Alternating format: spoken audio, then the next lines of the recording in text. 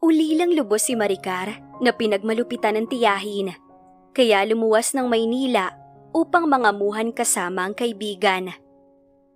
Sa di sinasadya ay nadisgrasya naman siya ng amo habang lasing ito at walang kamalay-malay sa ginawa sa kanya. Nang mapag-alamang buntis ay nilisan niya ang pamilyang Serande upang ilihim ang kanyang pagdadalang tao. Magkita pa kaya sila ni Chino na ama ng kanyang 5 anak? Malakas ang tugtog mula sa garden na sinasabayan ng mga umiindak sa panauhin ni Chino Serande. Lasing na ang mga ito sa halos 5 oras ng pagsasaya. Kaarawan ngayon ng isa sa mga kaibigan ni Chino. Dito na pag-usapan ganapin sa mansyon at nag-imbita ng kung sino ang binata. Saktong wala ang ama nitong si Mr. Norman Serande na kasalukuyang nasa ibang bansa para sa business transaction. Maricar, ihatid mo to sa labas kina Sir Chino at pagkatapos, bumalik ka kaagad. Pukaw ni Manang Ruth sa inutusang dalaga. Si Manang ay katiwala sa mansyon ng mga Serande, kaya kilala nito ang mga kaibigan ng amo na nasa labas. Isang bucket ng beer ang pinadadala nito sa kanya sa labas. Magta3 buwan pa lang si Maricar sa malaking bahay at kasama niya rito si Mayet na kanyang kaibigan. Ito ang nagdala sa kanya sa Maynila upang mangamuhan ng pagmalupitan ng kanyang tiyahin sa probinsya. Ulila na siyang lubos. Ang kanyang ina ay maagang pumanaw sa panganganak sa kanya. Sabi ng ama noong 8 taong gulang siya ay nagkaroon ito ng infeksyon. 10 taon naman siya nang magkasakit ang kanyang ama. Sa sobrang hirap ng buhay nila dahil isa lamang itong magsasaka ay hindi na ito napadoktor. Wala naman din pakialam sa kanila ang tiyahin na galit sa kanyang ama dahil sa mga utang daw nilang hindi mabayad-bayaran. Hanggang sa nagkasakit ang itay niya at naratay, hindi pa rin makalimutan ng tiyahin ang utang nila. Nang mawala ang ama, ay napilitan siyang kupkupin at ginawang alila sa loob ng bahay. Upang sa ganoong paraan nga raw, mabayaran niya ang kanilang mga utang. Hindi na nga siya napag-aral, pero salamat na rin dahil nakakakain siya. Habang naglalakad si Maricar palabas ng pinto ay kabado siya. Sumasabay ang kabog ng kanyang dibdib sa lakas ng tugtog sa labas. Mahiyain kasi siyang babae. Hindi siya sanay makisalamuha sa iba, lalo na sa maraming tao. Habang si Chino ay sanay na sanay sa ganoong party na kahit ang ama ay hindi naman daw nagagalit. At hindi iyon yung first time na may kasiyahan sa loob ng bahay na iyon. Sa labas, nadatnan niyang nagkakasayahan ang lahat. Naroong humihiyaw pa ang iba habang sumasayaw. Sir Chino! Nilakasan ni Maricar ang boses upang mapansin ito habang bitbit ang alak. Abala kasi ang lalaki sa mga kaibigan nito. Mas lalo pa yatang kumabog ang kanyang dibdib nang makitang lumingon ito at magtama ang kanilang mga mata. May kung ano kasing kapangyarihan mula kay Chino na nagpapakabog sa dibdib niya tuwing makikita ito. Una pa man niyang tumuntong sa bahay ng mga Serande. Agad siyang nilapitan ng isang lalaki at kinuha ang hawak na tray. Hi, I'm Ryan. Isang lalaki ang naglahad ng kamay na hindi niya magawang abutin sa kabiglaan. Isa ito sa mga bisita ni Chino. May malawak itong ngiti sa labi. First time niyang nakita ang kasamahan nitong naroon. Nahihiya siya. Di alam ang gagawin kung aabutin ba yun or hindi na. Napatingin siya sa gawin ng amo at nahuli niya itong matiim na nakamasidin sa kanya. Ayaw niyang abutin ang kamay ng lalaki nang bigla siyang kabigin upang pasayawin. Nagulat siya nang hawakan ito sa bewang at iindayog ang kanyang katawan. Go miss! Sayaw na! Hiyawan ng lahat. Napailing-iling siya. Nahihiya at nagpumiglas sa lalaking nagpakilalang Ryan. Napakabastos nito, pero ayaw siyang pakawalan na halos yakapin na nito. Tama na yan! Malakas na sigaw ni Chino na nagpahinto kay Ryan. Lasing na ang lalaki. Maaaring hindi nito alam ang ginagawa. Maricar, You can leave now. Baling ni Chino sa kanya. Nang mabitawan siya ni Ryan, ay dali-dali siyang tumalilis pabalik sa loob ng bahay. Nakasalubong pa niya ang kaibigan na nagtataka dahil wari ba'y maiiyak siya. Hindi niya na nasagot ang tanong nito at nagtungo sa kwarto nilang dalawa ni Mayet at di na siya lumabas pang muli hanggang sa naulinigan na lang niyang huminto ang kasiyahan sa labas. Nagtataka pa siya kung bakit malalim na ang gabi, wala pa sa silid nila si Mayet. Kaya lumabas siya ng kwarto. Pasilip siyang lumabas sa garden at kita niyang nagkalat ang mga ginamit na mga ito sa kasiyahan kanina. Napamulagat siya pagkakita kay Chino na nakatango sa mesa dahil sa kalasingan. Hindi nito nagawang tumuloy sa loob ng kwarto. At halatang tulog na ang lalaki. Iniwan na lang ito basta sa labas ng mga kaibigan. Sir Chino! Kalabit niya sa lalaki. Pero hindi ito nagising o natinag man lang. Sir Chino! Muli niyang kinalabit ang kamay ng lalaki. Nanatili pa rin itong tulog hanggang sa nagpasya siyang alalayan ito patungo sa kwarto ng lalaki. Itinayo niya ang mabigat na lalaki at isinampa sa kanyang balikat ang isa nitong kamay. Bago iginiya papasok sa loob ng kabahayan, tuloy-tuloy sa kwarto ng lalaki. Humahango siya sa bigat nito. Malakas na kumakabog ang dibdib niya sa kakaibang nararamdaman dahil sa pagkakadaiti sa mga katawan nila ng amo. Ang init ng katawan nito ay naghalo ang amoy alak at pabango na sumisingaw sa katawan ni Chino na tila nagpapanginig ng kanyang tuhod. Ungol ng lalaki nang marating nila ang silid. Sir Chino, nandito na po kayo sa kwarto niyo. Ay! Napasigaw siya ng malakas nang mabuwal sa ibabaw mismo ng kama nito kasama ang lalaki. At sa malas ay napailalim pa siya. Yakap siya nito na di niya naigalaw ang katawan. Sir Chino! Dahan-dahan itong inangat ang ulo at tumitig sa kanya ang namumungay nitong mga mata. Titig na nakakalusaw ng puso. Di nagtagal ay marahang lumalapit sa kanya ang mukha ng lalaki hanggang sa naramdaman niyang sinisiil siya nito ng halik sa labi. Nanlaki ang mga mata ni Maricar nang sumigid ang kakaibang lasa mula sa labi nito na nagpahina sa kanya. Hindi siya nakakilos, na tila ba naparalisa ang kanyang buong katawan nang mas lalo pa siya nitong halikan at ang kinin ng kanyang mga labi. Kasabay ang mas mahigpit na pagpulupot ng katawan nito sa kanya. Sir Chino! Naghumiyaw ang utak niya habang ang kanyang katawan ay hindi niya maigalaw nang isa-isa na nitong tinatanggal ang kanyang mga suot. Kinabukasan, nagising si Maricar na masakit ang gitnang bahagi ng kanyang katawan at walang kahit na anong suot. Napabalikwas siya ng bangon kasabay ang pagkirot ng kanyang pagkababae.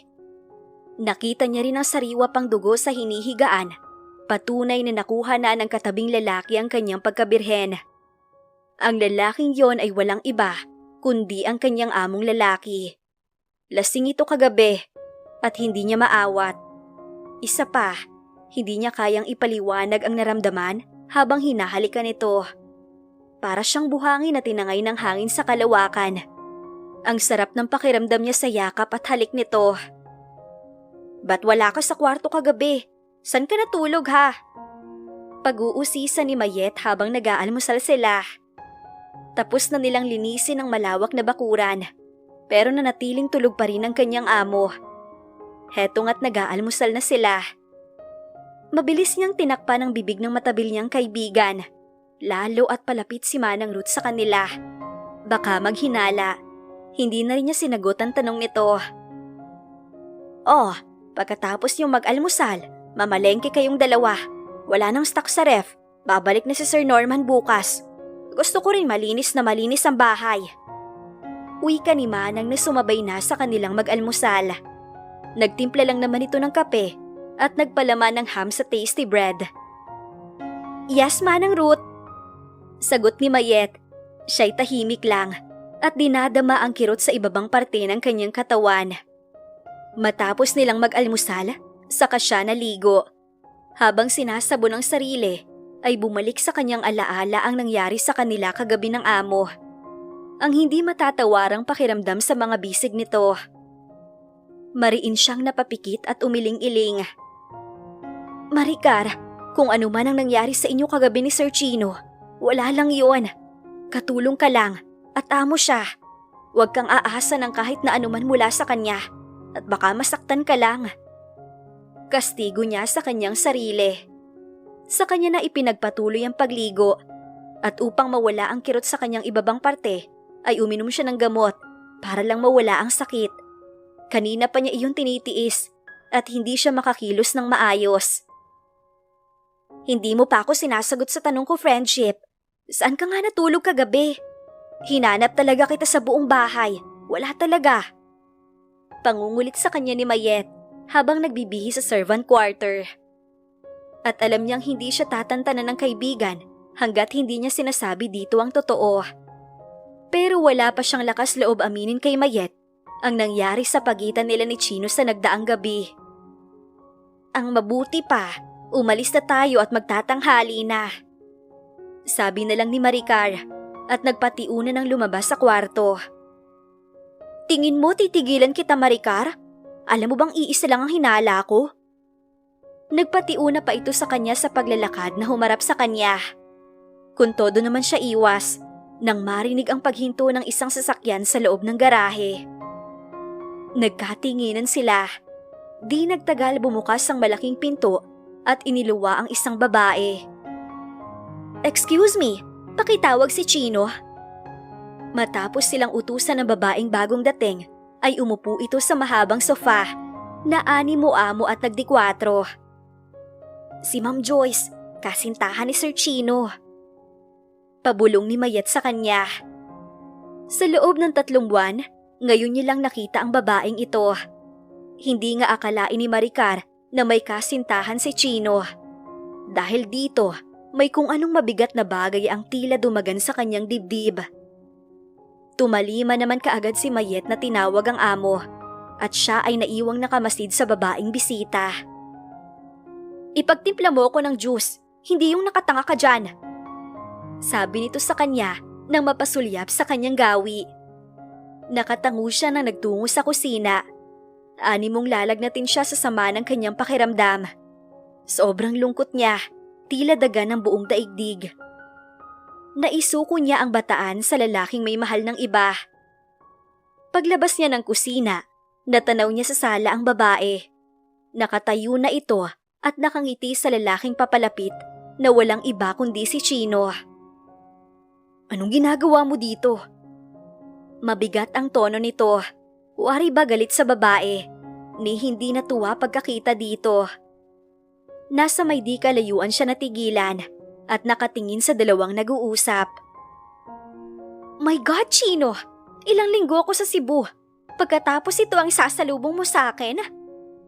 Naiinis din itong tanong kay Chino. Nasulyapan siya nito nang hindi sinasadya, kaya umirap sa kanya ang babae at huminto sa pagsasalita. Pareho wala sa mood ang mga ito. Halatang may hindi pagkakaunawaan. Nabaling na rin ang atensyon ni Chino sa kanya at daman niya ang matagal nitong pagtitig. Dahan-dahan siyang lumapit sa dalawa. Hinintay nitong mailapag niya ang isang basong juice sa tapat ng babae at agad lumayo. Tumuloy siya sa labas kung saan inaantay siya ni Mayet. Nagrarambol lang kung anong-anong bagay ngayon sa utak niya. Kapag nasa bahay si Ma'am Joyce, tandaan mo, huwag kang lalapit kay Sir Chino. Sobrang napakasilosa nun. Yung naunang maid sa'yo, pinalayas niya, nagselos lang. Iiling na sabi ni Mayet na walang tugon mula sa kanya. Naging tahimik si Maricar habang nasa palengke sila. Ngayong nalaman niyang may kasintahan na si Chino, mas lalo lang siyang nawalan ng papel sa buhay nito. Ba't ngayon niya lang nalaman? Sana pinigilan niya ang sariling mahulog sa lalaki at ibigay ang kanyang V-card. Lumipas ang 3 araw na halos hindi sila nakita ni Chino sa loob ng bahay. Or sadyang umiiwas, ayon na rin sa sinabi ni Mayet na silosa ang kasintahan nito. Pero nang araw na iyon ay napatanga si Maricar na di magawang umiwas sa suot ng lalaki habang naglalakad palapit sa pool. Nasa garden siya ngayon at nagdidilig ng halaman. Halos hindi niya maikurap ang kanyang mga mata habang nakatitig sa lalaki. Sobrang gwapo nito at napapalunok siya sa nakikitang magandang tanawin. Napahinto ito sa paglalakad nang mapasulyap sa kanya. Nagtagpo ang mga mata nila at katulad nga ng nagdaang araw ay naroon na naman ang kaba sa dibdib niya. Mabilis siyang nagbawi ng tingin at tumalikod sa lalaki. Pinatay ang gripo at pumasok sa loob ng bahay. Maricar! Napahinto siya sa paglalakad nang marinig ang baritonong boses nito na binanggit ang kanyang pangalan. Sir? Nilakasan niya ang loob at dahan-dahang humarap sa lalaki. Inubos na ata niya ang lakas para lang wag magkaroon ng mali siya sa harapan nito. Ang kaso, nagsusumiksik sa utak niya ang bagay na pinagsaluhan nila noong nakaraang gabi. Nanuyo bigla ang kanyang lalamunan nang mapadako sa mga abs nito ang kanyang mga mata. Sa tingin mo, anong magandang gift? Tanong nitong ngumiti. Ganun ba sila ka-close para magtanong ito sa kanya ng regalo para sa kasintahan nito? Sa sobrang gwapo ni Chino sa mga ngiting yon, gusto na naman niyang maging marupok. Mahal na ata niya ang lalaki. Accessories na lang, sir. Mukha namang mahilig ang girlfriend mo. Tugon ni Maricar. Sigurado naman siyang para sa girlfriend nito ang tinutukoy. Baka nagkatampuhan ng dalawa at nais bumawi ng lalaki. Salamat. Pareho kayo ng idea ni Mayet. Samahan mo na lang siguro ako para ikaw ang makapamili. Sa sinabi nito, nilamig bigla ang kanyang pakiramdam. Bakit siya? Pero may magagawa ba siya? Sige sir. Sabay tango. Hindi na niya ito hinintay na sumagot at agad na tumalikod. Tinungo niya ang terrace para panuurin ng amo habang naliligo. Nagkubli lamang siya para walang makakita sa kanya. Napalihim na pinagmamasdan ng amo. Mabilis itong nagpabalik-balik sa paglangoy sa pool. Habang siya, aliw na pinanunood ang lalaki. Pero nang maalala na lilinisin pala niya ang sala, ay nagkukumahog siyang umalis sa kinatatayuan. Matapos maglinis, ay tumulong na siya kay Manang Ruth magluto para sa pananghalian. Wala si Sir Norman dahil pagkagaling ito sa ibang bansa, ay nagtungo na naman sa isang probinsya. At siguro para iyon sa isang negosyo.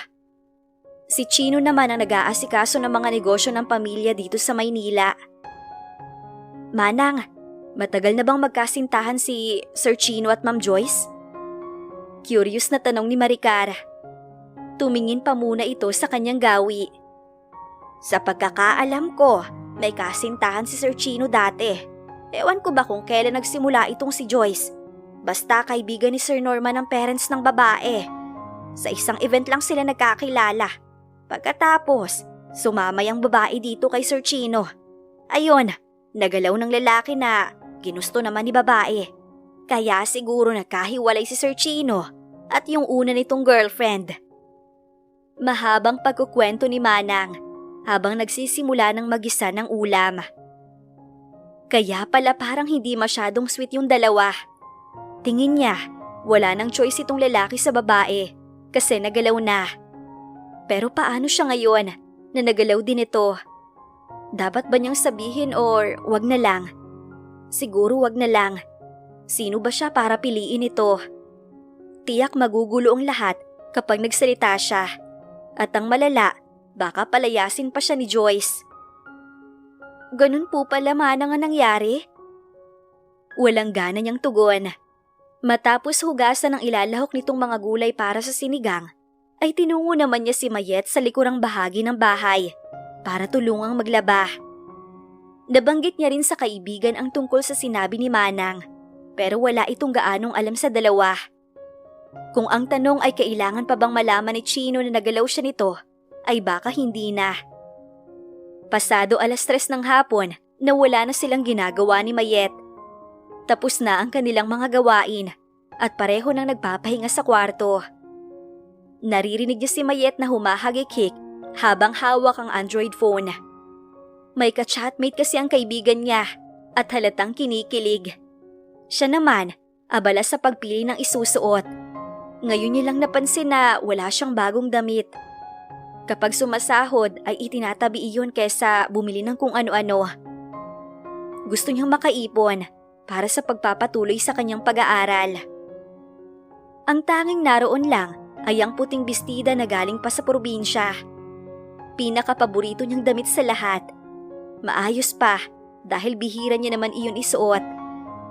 Nang makita ni Mayet na isinuot iyon ay napatulala ang babae. Nanlaki ang mga mata. Teka, anong meron? Itinabi nito ang cellphone. Nilapitan siya't sinipat. Ang ganda mo, friendship. Grabe, para kang Mama Mary. Sabihin mo, may boyfriend ka na ba? May date ka? Tumiliba naman ito ng malakas. Mabuti na lang at hindi nila kasama si Manang Ruth sa silid dahil sa mga oras na yon ay nagpapahinga na rin ito. Sira, wala akong ka-date no. Si Sir Chino kasi nagpapasama sa akin. Bibili siya ng pangregalo kay Ma'am Joyce. Mukha kasing nagkatampuhan ng dalawa. Saad ni Maricar na hindi pinahalata ang nagsiselos na tono. Madami naman pwedeng isama. Bakit siya pa? Ay ganun? Sana ako rin kasama. Tawa nito habang sinusuklay ang mahaba at makintab niyang buhok. Panay pa nga ang tudyo nito sa kanya. Huwag lang daw malalaman ni Ma'am Joyce na kasama siya ni Sir Chino. Hindi na lamang siya kumibo. Sir Chino? Katok niya sa kwarto ng binata matapos makapagbihis. Bumukas naman kaagad iyon. At tulad niya, bihis na rin ang lalaki. Mabait itong nakangiti sa kanya. At naroon na naman ang malaking paghanga niya sa lalaki. Let's go? Saglit na masyala mga mata ni Chino sa kanyang kabuuan bago siya iginiya palabas. Saan po tayo, sir? Sa garahe ay nakangiti si Mang Dario nang salubungin sila. At di nito maiwasang tingnan siya. Ang ganda mo pala, Maricar, pag nakabihis ng maayos. Palatak pa. Si Mang Dario ay matagal ng personal driver / bodyguard ni Sir Chino. Mabait din at close nila ni Mayet. Nasa probinsya ang pamilya nito na siyang inspirasyon sa trabaho dito sa Maynila. Umuwi lamang ito tuwing Pasko at Bagong Taon. Sana nga may pamilya din siyang uuwian katulad nito. Kaso wala. Salamat, Kuya Dario. Tugon niya sa papuri nito. Sa loob ng kotse habang nagmamaneho si Chino ay tahimik siya. Hindi na nito isinama ang driver dahil saglit lang naman daw sila sa mall. Paminsan ay sumulyap siya sa lalaki at kapag nililingon nito ay nagiiwas agad ng paningin si Maricar. Nakakapaso ang titig nito at bumubundo lang kaba sa dibdib niya. Pinagpapawisan ang kanyang talampakan. Okay ka lang? Basag ni Chino sa katahimikan. Napansin marahil nito ang pagkabalisa niya. Pasensya ka na, sir. Ngayon lang kasi ako nakasakay ng kotse. Nahihilo ako kapag kulob. Pag-amin ni Maricar, yun naman talaga ang totoo. Mas gusto niya yung may nalalanghap na hangin mula sa labas. Really? Nag-alala ito at bilang may pinindot na button upang bumukas ang bintana ng kotse sa tapat niya. Nakaginhawa naman kaagad siya ng maluwang. Salamat, sir. Pasensya ka na. Aniya. Batid kasi ni Maricar na sanay sa aircon ng lalaki. Pero ito ang kailangan mag-adjust para sa kanya. Noong una talaga, buong akala ni Maricar suplado ang lalaki. Pero pagkatapos may namagitan sa kanila, unti-unti niyang nakikilala si Chino. At sa kanyang pakiramdam, unti-unti ring nahuhulog ang loob niya sa lalaki. It's okay, Maricar. Naiintindihan ko naman. Ngumiti ito. Sir, pwedeng magtanong? Napapalunok siya nang magkaroon ng lakas ng loob upang alamin kung may naaalala ba ito sa nangyari sa kanila. Sure. May naaalala po kayo na nangyari pagkatapos ng party? Ramdam niya ang pagsungaw ng pawis sa noo. Nakatulog ako sa veranda. Ang ipinagtataka ko, nasa kwarto ko nang magising. Nag-iisip itong sumulyap sa kanyang gawi. Wait, don't tell me na ikaw ang nagdala sa akin sa kwarto? Diretsyong tanong nito. Gustong-gusto niyang aminin ang totoo, pero may pumipigil sa kanya. Halatang wala ngang naalala ang lalaki sa nangyari, kaya ganun na lang ang panlulumo ng dalaga. Sa mall ay sinalubong kaagad sila ng nakangiting sales lady na naka-assign sa jewelry. Hi sir, welcome po sa aming jewelry shop. May mga promo po kami. Sana may magustuhan kayo para kay ma'am. Nakangiting kumuha ang babae ng isang set ng accessories sa loob ng vitrine. Kumikinang, halatang mamahalin. Heto sir, pwede nating isukat kay ma'am. Ang lawak ng pagkakangiti nito kay Chino. Naku po, ayaw ko. Mabilis na tanggi ni Maricar sa sales lady nang akmang lalapit sa kanya para isukat ang dalang alahas. Nihawakan ng mamahaling accessories ay hindi niya magagawa. Kulang pa sa 2 taong sahod niya ang halaga ng bagay na iyon. Nakakalula lang naman ang presyo, nakakapanginig ng tuhod. Sir, nagtatanong ang mga mata ng sales lady sa pagtanggi niya. Nasa 1 metro na rin ata ang layo niya sa sales lady, kaya napakunot noo ito. Maricar, okay lang ba kung isukat mo? Gusto ko makita kung babagay kay Joyce. May halong pakiusap ang boses ni Chino. Pero sir… Please. Ulit nito at nakikiusap. Kagyat siyang natigilan habang nakatitig sa gwapong mukha ng lalaki. Anong kalokohan ang nasa isip nito? Kailangan ba talagang isukat sa kanya para malaman kung bagay sa kasintahan nito? Chino, bakit mo ginagawa sa akin to? Bumubulong ang utak niya. Nang tuluyang umiti ang sales lady nang tumango siya bilang pagpayag. Hindi niya kasi kayang tanggihan ng lalaki. At ngayon, kasalukuyan na siyang inihaharap sa salamin nito matapos isuot ang mamahaling kwintas, hikaw at singsing. It's perfect, sir. Do you like it? Abot tenga ang ngiti ng sales lady kay Chino. Matapos siyang aliw na pinagmamasdan, suot ang mamahaling bagay. Si Chino ay ganun din. Malamlam ang mga matang tumititig sa kanya na kalaunan ay sumeryoso. Okay, I'll take it. Napayas pa ang sales lady na tumingin sa kanya. Saglit niyang pinagmasdan ang sarili sa harap ng salamin. Totoong nakakadagdag ng kagandahan ang kinang na mamahaling alahas at kapansin sa tuwing ganoon kamahal ang suot mo. Ang swerte ng girlfriend niyo, sir. Matagal na po ba kayo? Kasalukuyang tinatanggal ng babae sa kanyang leeg ang kwintas. Matipid na yes naman ang sagot ni Chino. Nag-abala itong magregalo kay Joyce. Ibig sabihin lang nun, mahal nito ang babae. Siguro mananahimik na lang siya sa halip na sabihin ang nangyari sa kanila ni Chino, kesa magkagulo pa sa relasyon nilang dalawa. Salamat, Maricar. Habang pauwi silang dalawa ay saad ni Chino. Mahahalata ang ningning sa mga mata ng lalaki. Tangulang ang itinugon niya at tipid ng ngiti. At least kahit minsan sa buhay niya ay naranasan niyang magsuot ng alahas na di niya afford.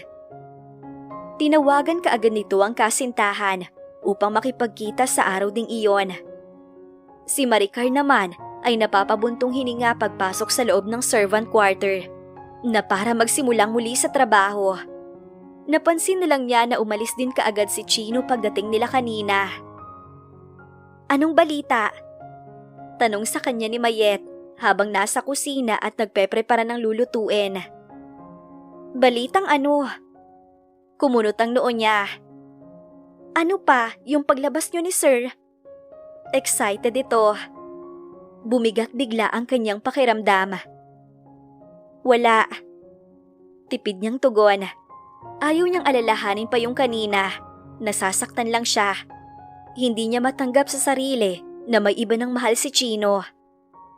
Mabuti na lang at hindi nangulit si Mayet. Bagkus ay nagkwento ito sa ka-chatmate na boyfriend na nito ngayon. Nabaling ang kanilang topic sa lalaking mahal na daw nito sa social media. Pwede ba yun? Sa bagay, palagay niya, laro-laro lang kay Mayet ang isang relasyon. Lumipas pa ang isang buwan hanggang sa may napapansin si Maricar na kakaiba sa kanyang sarili. Madalas siyang magsuka tuwing umaga at mahilo. Ang malala, may mga kung ano-ano siyang gustong kainin kahit sa mga alanganing oras. Madaling araw bumangon siya upang maghanap ng makakain. Nagugutom talaga siya at ang gusto niyang lantakan ay sampalok. Naalala niyang bumili sila ni Mayet noon kanina sa palengke dahil yun ang gusto niyang kainin. Mabagal ang naging hakbang niya patungong kusina na tila magnanakaw. Hindi na siya nag-abala pang buksan ng ilaw. Tutal ay may liwanag namang pumapasok sa loob ng bahay na nagmumula sa labas. Ay, kalabaw! Hiyaw ni Maricar sa gulat nang madatnan si Chino sa komedor na umiinom ng alak. Akalain ba niyang may tao doon? Sir Chino, pasensya na. Akala ko walang tao. Bulalas niyang panay takip sa harapan dahil wala siyang suot pang ilalim. Mula sa halogen light ay nakita niya ang malungkot nitong mga mata nang lingunin siya. Pagkuway ibinalik ang atensyon sa hawak na baso. Okay lang Maricar, isipin mo lang na wala ako dito. Malungkot ang boses nito. Napatanga siya, problemado kasi ang lalaki. Napapaisip si Maricar kung anong dapat maging problema ng isang taong nasa kanya ng lahat. Mayaman, gwapo, maayos na pamilya. Tingin niya naman wala na itong dapat pang problemahin. Kinuha niya ang sampalok sa loob ng grocery cabinet. Nang akmang tatalikod at balak sana niyang sa kwarto na lang kumain, nang magsalitang muli ang lalaki.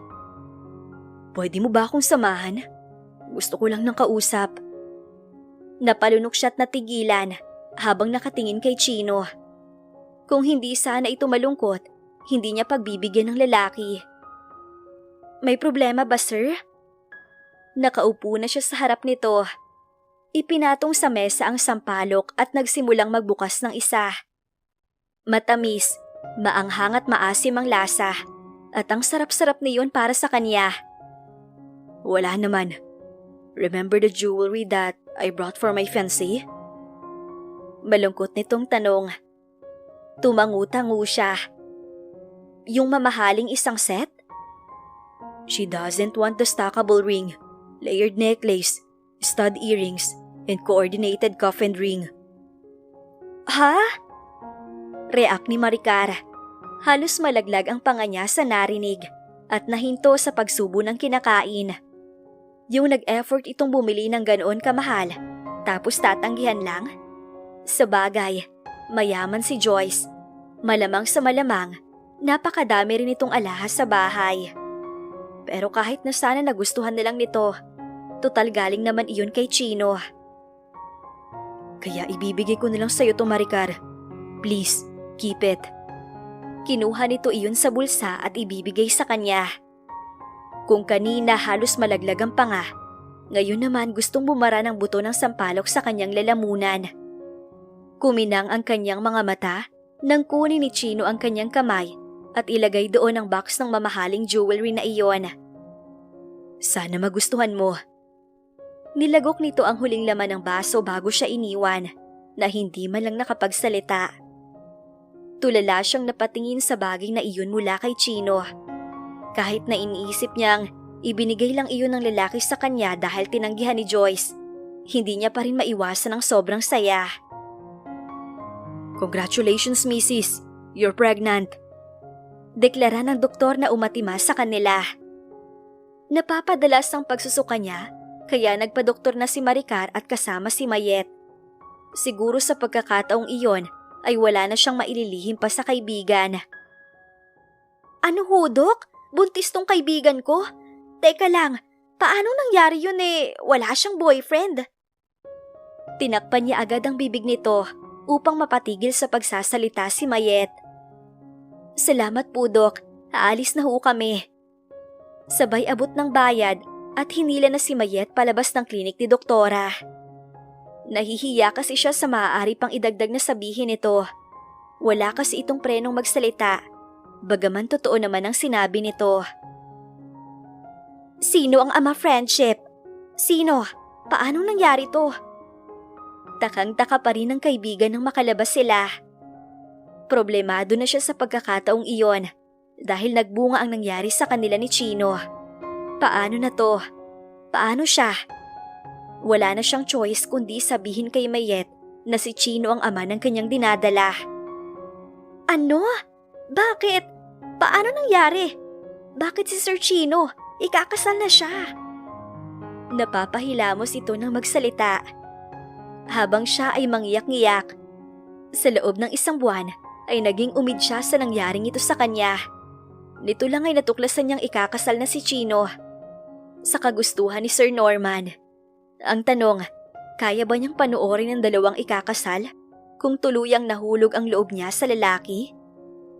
Aalis ako sa Mansion Friendship. Hindi nila pwedeng malamang buntis ako. Hindi pwedeng malaman ni Chino. Lalo na si Sir Norman. Ano na lang ang iisipin nila sa akin? Mangiyak-ngiyak niyang wika. At saan naman tayo pupunta, Aber? Alangan naman pabayaan kita. Wala ka ng pamilya. Kapag umuwi ka sa tiyahin mo ng ganyang kalagayan mo, malamang ibala ka ng kanyon pabalik sa Maynila.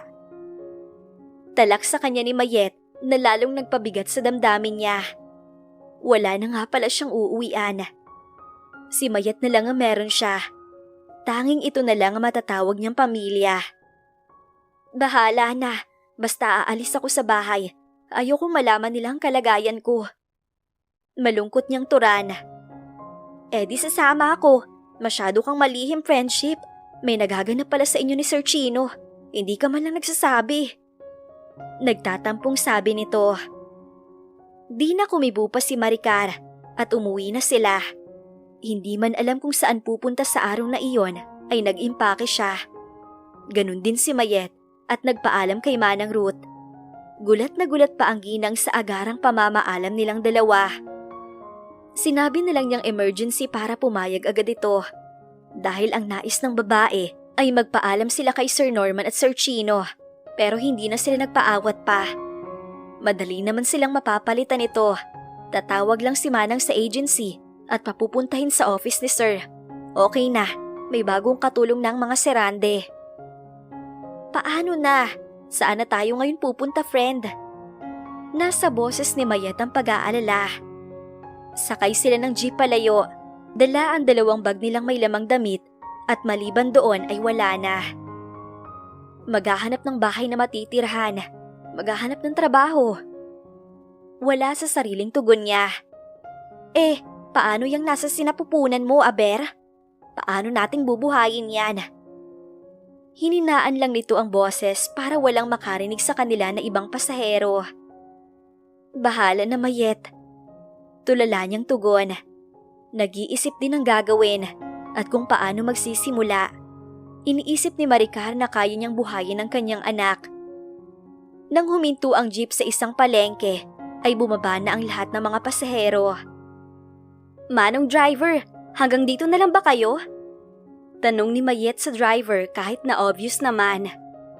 Tiningnan silang dalawa nito sa view mirror. San ba ang punta niyong dalawa?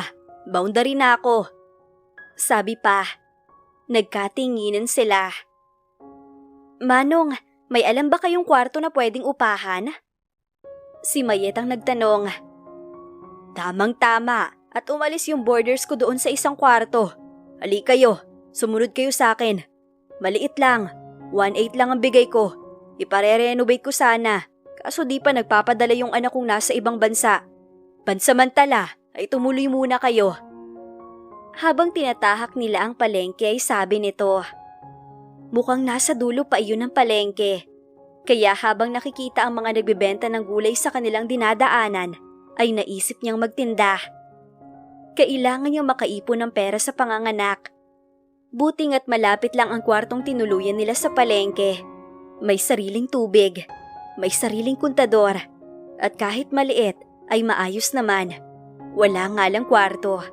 Hindi na rin dinala ng dating nakatira ang kama at lamesa, kaya may magagamit sila ni Mayet. 2 buwan ang down, Kaya hati sila ng kaibigan. Mabuti at may ipon siya. Hindi naman sila gaanong magastos magkaibigan dahil halos libre lahat sa malaking bahay. Iilang gamit lang din sa kusina ang binili nilang magkaibigan. Alam mo, friendship, iniisip ko kapag wala tayong mahanap na magandang trabaho rito, umuwi na lang tayo sa probinsya, tas sa bahay ka na lang namin tumira. Ang tanong, kaya mo ba talagang ilihim ang lahat ng to kay Sir Chino? Habang pinagsasaluhan nila ang pagkaing binili sa labas para sa hapunan, ay wika ni Mayet. Kanina pa siya tahimik at nag-iisip. Alam mo namang mahirap kumita ng pera sa probinsya. Ano naman gagawin natin doon? Wika niya sa malungkot na tono. Dahil sa isang gabing pagiging marupok, heto, may panghabang buhay siyang kahaharapin. Kailangan niya maging matatag ngayon para sa anak na nasa kanyang sinapupunan. Nakakainis lang na ang isang gabing sarap, panghabang buhay na hirap. Pinahid ni Maricar ang pawis na namuo sa kanyang muka. Mainit sa kwartong iyon dahil wala pa silang nabibiling electric fan. Dagdagan pang maingay sa paligid. Ingay ng mga sasakyan dahil nga malapit sila sa highway. Ilang hakbang na nga lang mula rito sa kwarto nila ay palengke na. Kinabukasan, nag-angkat sila ng mga gulay ni Mayet at kumuha ng pwesto sa palengke. Susubukan nila ang hanap buhay na ito gamit ang natitira nilang perang pampuhunan. Hindi siya pwedeng tumambay lang dahil bilang ang araw na magtatrabaho siya. Kaya kailangan niyang kumayod ngayon. Pag malaki na ang kanyang tiyan, tiyak baka hindi na siya makapagtrabaho. Sa unang araw ay naging matumal ang kanilang paninda.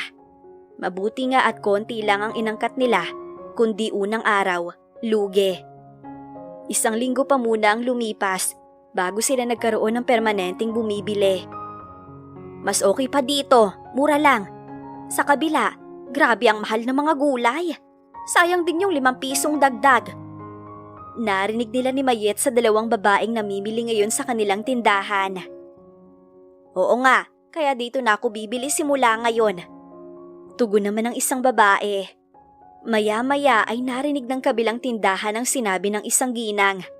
Nanlaki ang mga mata. Nagalit. Hoy! Anong sabi mong mahal ang paninda ko? Galit at duro nito sa babae. Namewang din ang babae at hinarap ito.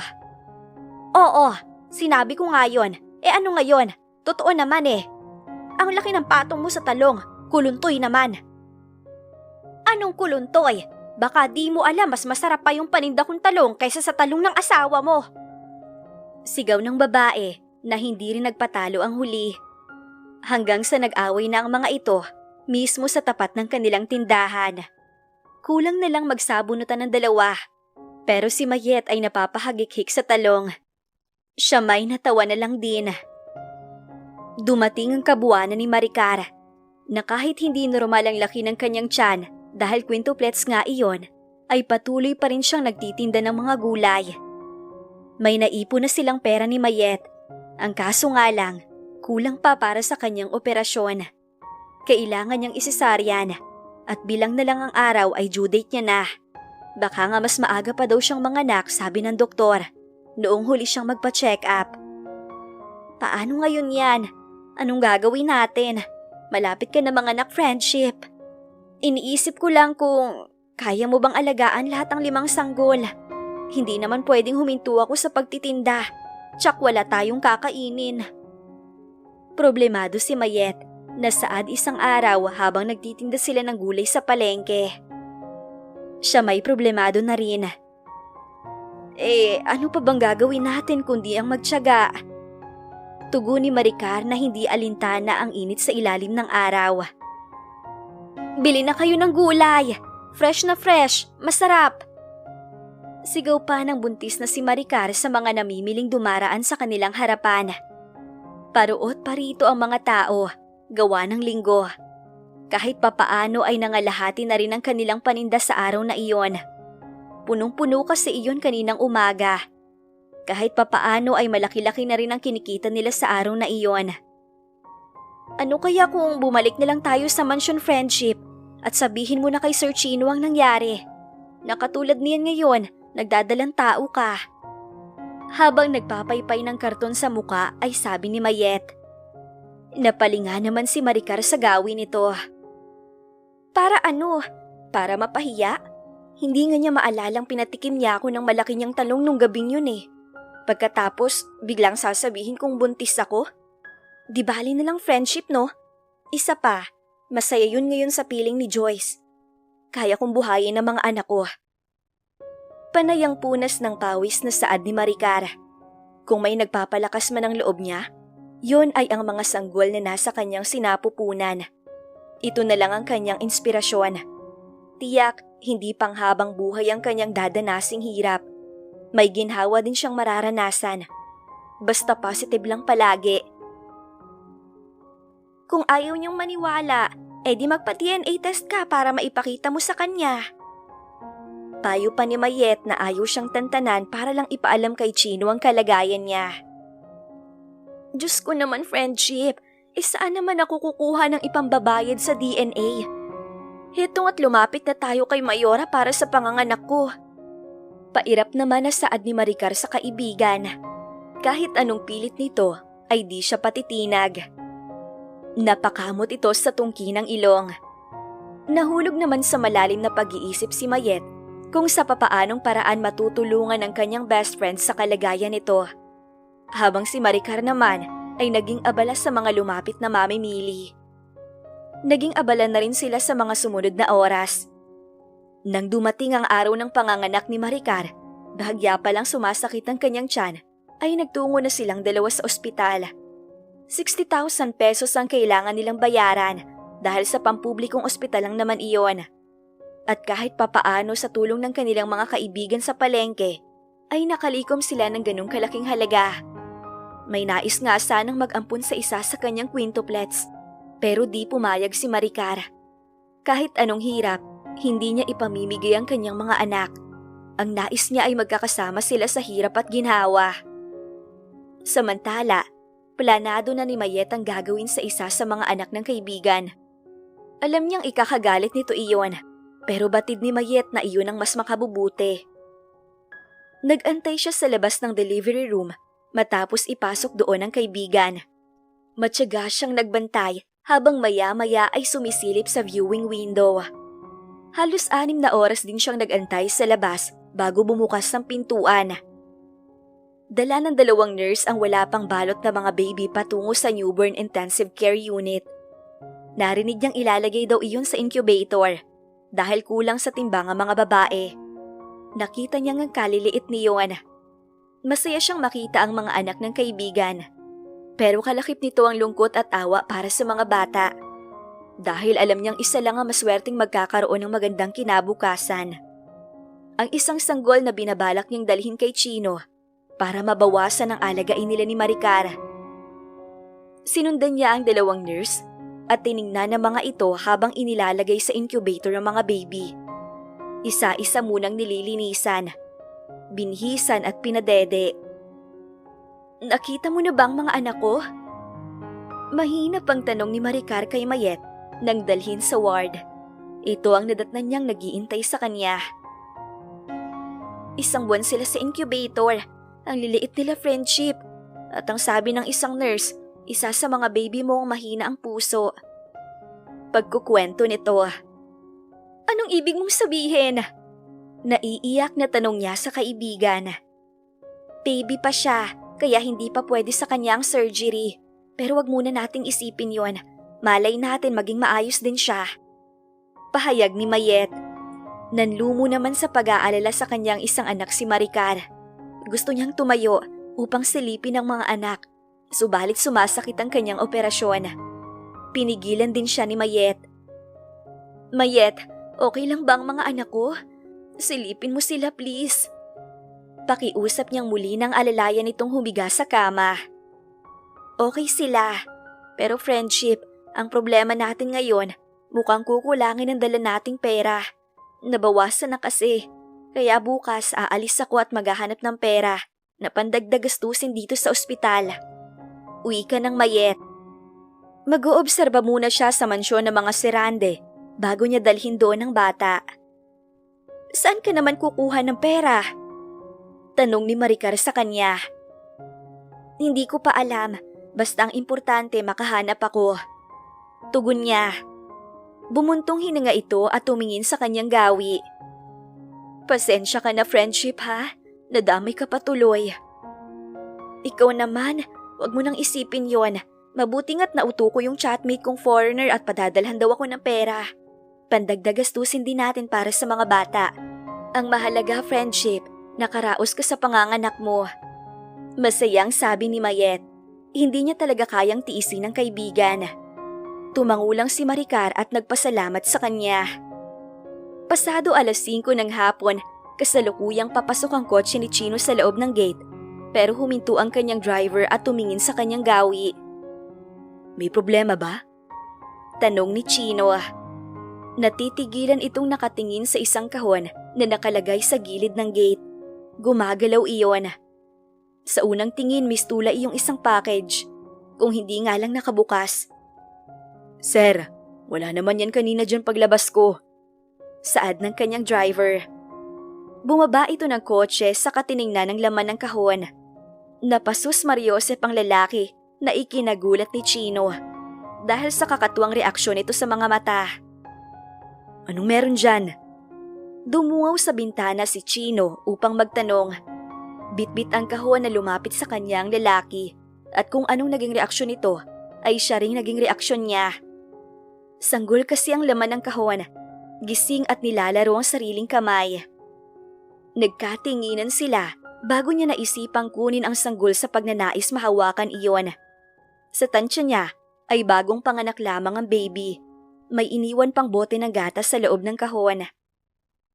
Nagpalingalinga si Chino sa paligid at hinanap kung sino man ang nag-iwan sa harap ng gate niya. Subalit wala siyang nakita, kaya nagpa siyang binata na dalhin ito sa loob ng bahay. Saka pa lamang umalis sa kanyang pinagtataguan si Mayet nang makasigurong ligtas na ang baby at nasa kamay na ito ng ama. Alam niyang mapapabuti ang bata, hindi iyon pababayaan ni Chino. Naawa lang talaga siya sa kaibigan na siyang hirap sa buhay, siya pang maraming bubuhaying anak. Kung siya ang masusunod, gusto niyang ipaalam kay Chino ang tungkol sa pagdadalang tao ni Maricar. Ayaw niya lang magkagalit silang magkaibigan. Ito pa rin ang masusunod. Si Chino naman ay kasalukuyan ng inilalapag ang tahimik na sanggol sa ibabaw ng kanyang kama. Nasisiyahan siyang pinagmasdan ng cute at namula-mula nitong makipot na bibig at maging ang maliit nitong daliri.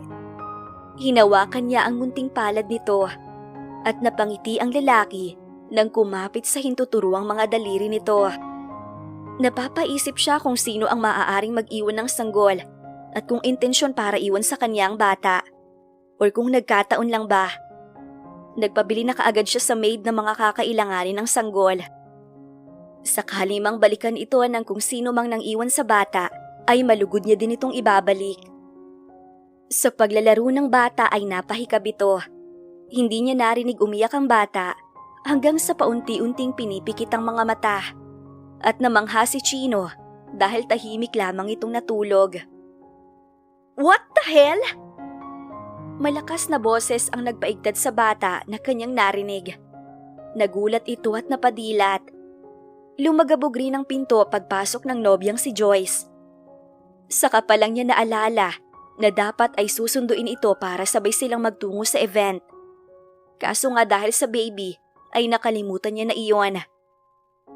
Chino naman, kanina pa ako tumatawag. Bakit di ka sumasagot? And wait! Ani Joyce na sumulyap sa sanggol na nasa ibabaw ng kama ni Chino. Sino ang magulang ng sanggol na yan?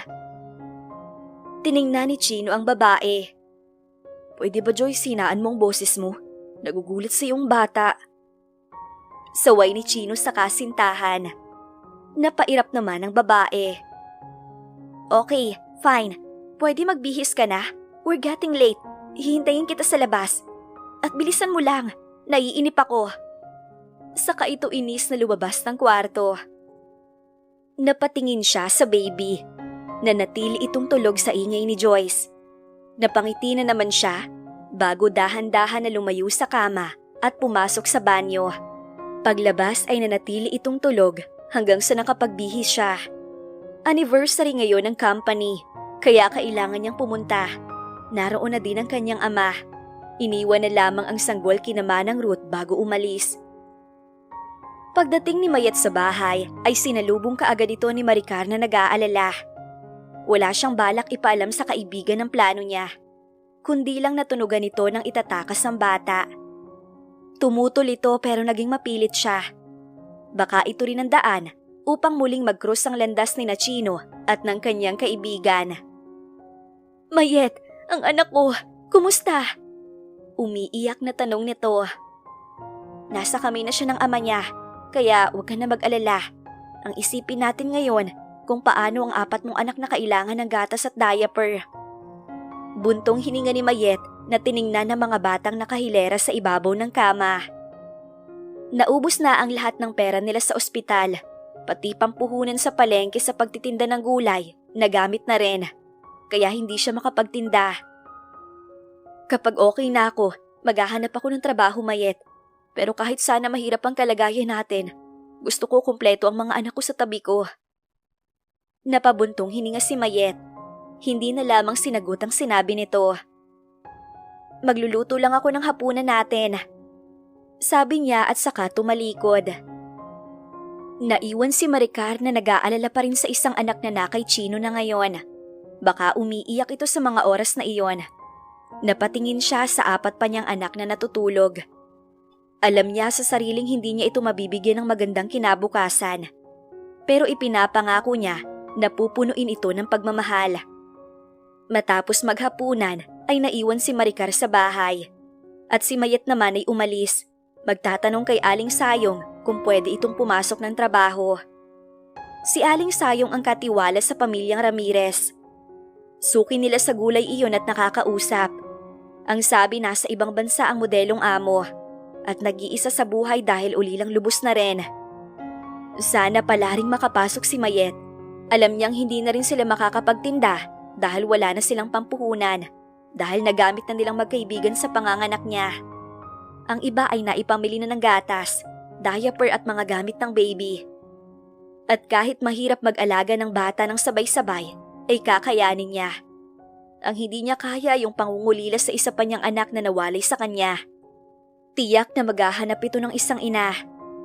Sa isipang iyon ay napaiyak si Maricar.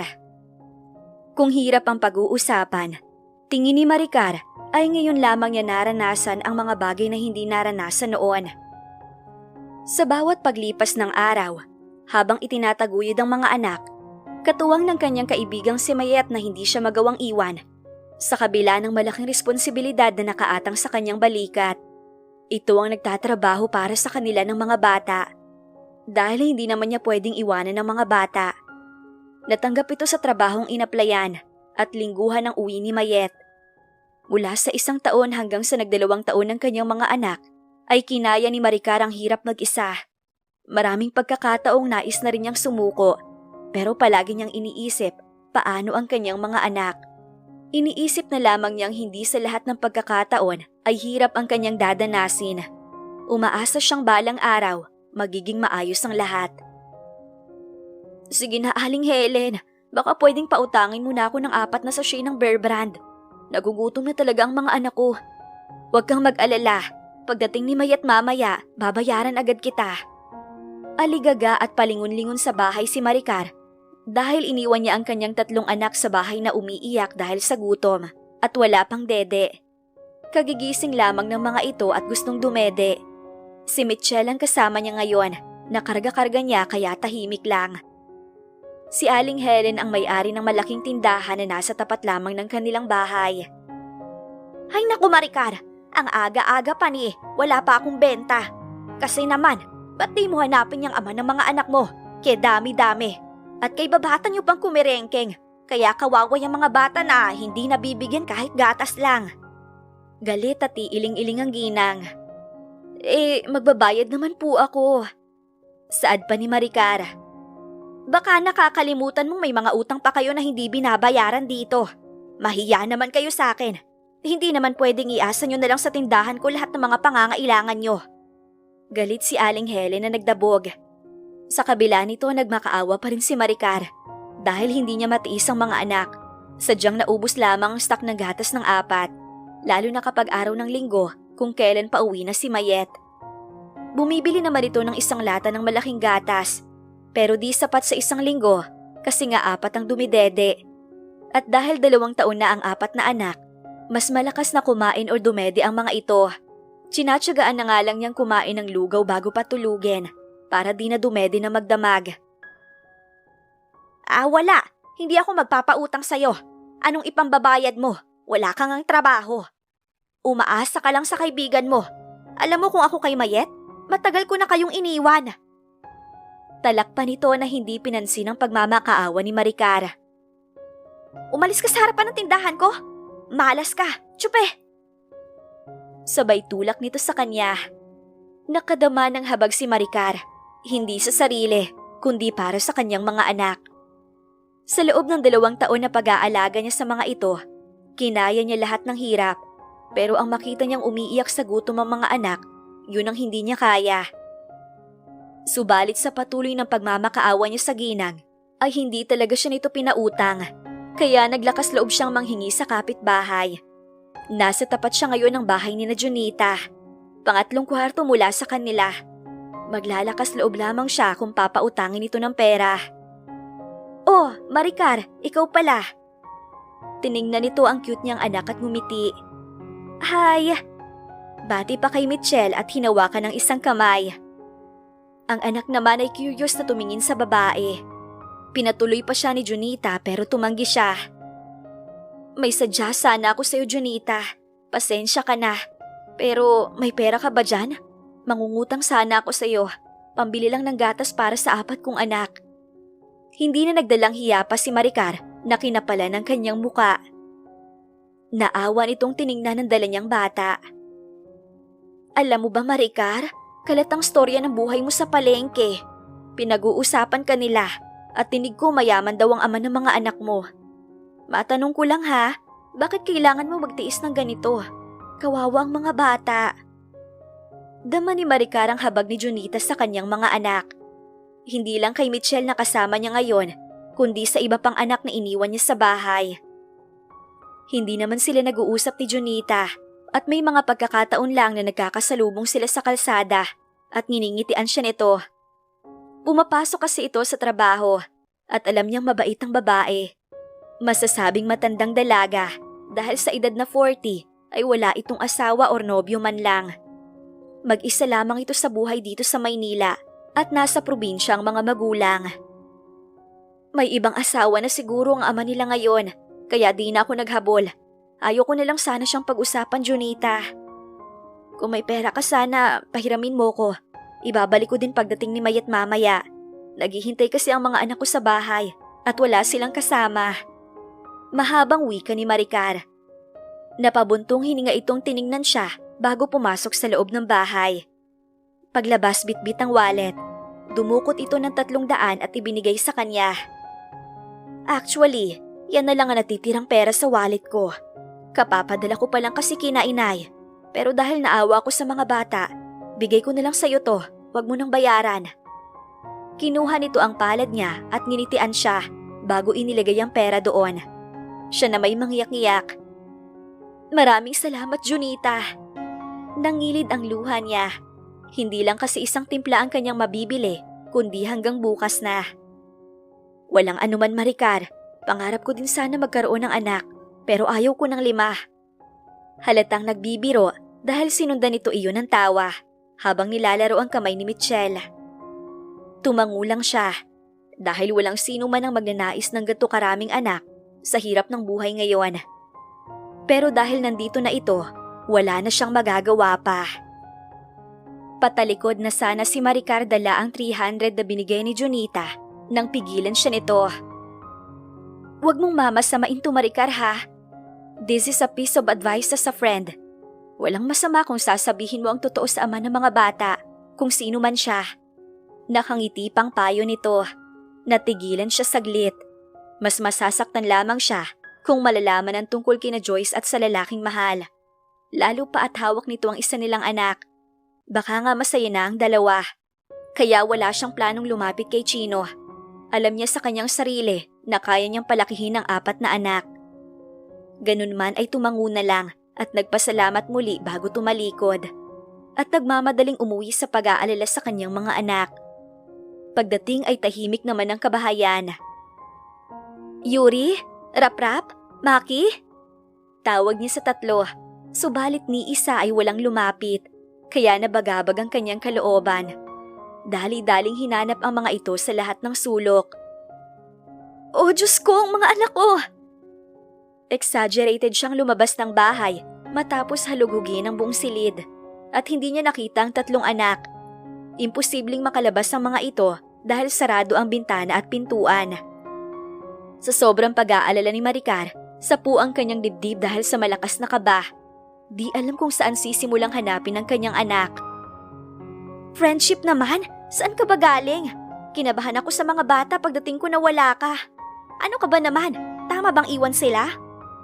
Saktong paglabas ni Maricar, siya ring pagdating ni Mayet. Karga nito si Yuri, habang si Rap-Rap at Maki, karga naman sa magkabilang kamay ng kasintahan ni Mayet na si Wilson. Kasintahan ng kanyang kaibigan. Mama! Tuwang-tuwa ang 3 pagkakita sa kanya at nagpumigla sa pagkakakarga ni Wilson at patakbong lumapit sa kanya ang mga ito para yumakap. Maluha-luha siya sa pasasalamat na okay ang 3. Abot-abot kasi ang kanyang kaba kanina. Pumasok na muna sila lahat sa loob. Sa kanya ipinaliwanag sa kaibigan na kinailangan niyang mangutang para mabilhan ng gatas ang 4 na anak. Nakonsensya tuloy ito dahil inakala ni Mayet na iniwan niya ang 3 bata. Sa ngayon, kasalukuyan ng tahimik ang 4 at may kanya-kanyang hawak na dede. Friendship, maiba nga pala ako. Nagplano na kasi kami ni Wilson na magsama. At kaya kami nandito ngayon para isama na lang kayo ng mga bata sa bahay. Mas okay doon, mas maluwang. Pag-iiba ni Mayet ng topic kalaunan. Alam ni Maricar na darating ang araw na mangyayari ito. Hindi naman panghabang buhay silang iintindihin ni Mayet. Pasalamat na siya sa 2 taong pagtsatsaga nito para sa kanya. Kapag dumating ang araw, gusto niyang bumawi sa kaibigan. Dito na lang siguro kami, Mayet. Dito kasi nasanay ang mga bata. Pero saan ka kukuha ng pambayad ng renta? Hindi ka pa pwedeng magtrabaho. Isa pa, wala ka nang iisipin pa doon. Mas malawak, may mapaglalaruan ng mga bata. Isa pa, friendship, hindi ko kayo makakayang iwanan. Saad ni Mayet. Emosyonal siyang tumingin sa kaibigan. Napakabuti nito. Palagi silang iniintindi. Sana pumayag ka na, Maricar. Itong kaibigan mo kasi di makatiis. Gusto niya ako ang almusal at hapunan. Biro ni Wilson at kinabig pa si Mayet at hinalikan sa tuktok ng ulo. Pahampas naman itong ginantihan ni Mayet. Sinulyapan niya ito pareho ng nakangiti. Para sa kanya, iba na yung dati na si Mayet lang ang makakasama nila. Nag-aalangan siya at nahihiya sa mapapangasawa ng kaibigan. Hindi niya ito lubos na kilala dahil sa online lang nagkakilala ang dalawa. Pero hangad niya na sana sa kanilang magkaibigan, swertihin si Mayet sa lalaking mahal nito. Na hindi matulad sa kanya na hanggang ngayon dala-dala ang kabiguan. At dahil sa pagpupumulit nga ng magkasintahan, ay wala nang nagawa pa si Maricar kundi ang sumama. Bagaman nahihiya, ay nilunok na lang para sa kanyang mga anak. Samantala si Chino sa mga sandaling iyon, hawak ang DNA test result nila ni Clyde. Ito ang ipinangalan niya sa batang lalaking iniwan noon sa gate nila. Inalagaan at inaruga niya ito sa loob ng 2 taon. Si Clyde ang nagbigay saya sa tahimik nilang tahanan, ang nagbibigay ng ingay sa umaga, sa gabi, sa lahat ng oras. At aaminin niyang sa loob ng 2 taon, sobrang napamahal na ito sa kanya, to the point na hindi niya na kaya pang mawalay si Clyde sa kanya. At sa loob ng 2 taon, naroon ang pagdududa niya kung sino nga ba ang magulang nito.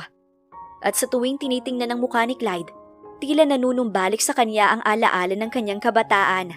At hindi lamang siya ang nakakapansin noon, kundi pati na rin ang kanyang ama.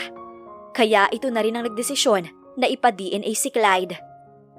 At hindi siya makapaniwala ngayong kadugo ang bata. Anak niya ito, Kaya pala may kung anong saya sa damdamin niya na ang hirap ipaliwanag. Pero paanong nangyari ang lahat ng ito? Wala siyang natatandaang babaeng ikinama noon. Tanging ang kasintahan lamang na si Joyce ang nagalaw niya nang di naman sinasadya. Pero imposibleng ito ang ina ni Clyde dahil wala silang nabuo. Nahulog sa malalim na pag-iisip ang lalaki. Napapatingin siya sa 2 taong anak at iniisip kung sino nga kaya ang maaaring maging ina nito. Subalit wala siyang maalala. Mukha niya ang nakikita sa anak. "Good morning." Noon bumukas ang office niya at iniluwa ang kanyang ama. "Hi, Lolo!" Agad tumayo ang bata at masayang sumalubong sa kanyang ama. Nag-bless at yumakap. Ganoon din ang kanyang ama. Pagkatapos ay bumalik ito sa kinauupuan at tahimik na naglaro na muli sa dalang gadget. "May problema ba?" Tanong ng kanyang ama nang mapansing tahimik siya. May ipinatong itong papeles sa ibabaw ng kanyang mesa at umupo sa katapat niyang silya. Iniabot niya ang hawak na DNA result. Nang mabasa iyon ay napatingin sa kanya. "Paanong nangyari, Chino?" Naguguluhan itong tumingin sa batang tahimik. "Well, hindi naman maikakailang si Randy ang dugong nananalaytay sa ugat niyan. As I've said, ikaw na ikaw nung bata ka." "Kaya nga, Dad, I will find her, Mom. Magbabayad ako ng taong makakakita sa kanya. I swear to God, I don't have any idea kung sino ang mami niya." Wika ni Chino. Bumuntong hininga ang kanyang ama. "And how about Joyce? Paano mo ipapaliwanag ang lahat ng to?" Natigilan siya. Hindi niya alam. Umaasa ang babae sa magandang wakas nila. Pero hanggang ngayon, hindi pa siya makapagdesisyon na pakasalan ito. Mas naaapektuhan pa siya noon nang bigla na lang umalis si Maricar nang walang paalam sa kanya. At iniwan sa kanyang silidang ibinigay niyang alahas. Sa sulat ay sinabi nitong sana maging masaya siya. Pero bago pa ang engaged party nila ni Joyce, di niya maunawaan kung bakit nais niyang makita ang dalaga. "Nasaan ka, Maricar?" Bulong sa kanyang isipan. Kahit papaano, malawak ang bahay na nilipatan ni na Maricar. May 2 kwarto at inukupan nilang mag-iina ang isang silid. Ayon na rin sa kagustuhan ni Mayet.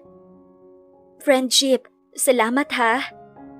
Mangiyak-ngiyak si Maricar habang niyayakap si Mayet na nagpapasalamat dahil naging komportable kaagad ang kanyang mga anak sa bagong bahay na iyon. "Ikaw naman, para kang iba sa akin. Pamilya na tayo, no? Mahal ko ang mga inaanak ko. At pasalamat na lang din tayo kay Wilson. Bukod sa mabait, mahal na mahal ako." Kilig na kilig ito sa huling tinuran. Ngumiti siya. "Tingin ko nga." Aniya at humagikhik. Masaya siya para sa kaibigan. Di nagtagal, lumapit sa kanila ang lalaking pinag-uusapan. Pangiti-ngiti ito na naramdaman yatang pinag-uusapan nilang magkaibigan. "Salamat, Maricar, at pinagbigyan mo kami ni Mayet." Nilapitan siya at niyakap ng mahigpit. Nagulat man sa ginawa ni Wilson, ay nagpasalamat na lang din siya. Hinaplos niya ang likod ng lalaki matapos yakapin. Pagkuway lumayo na.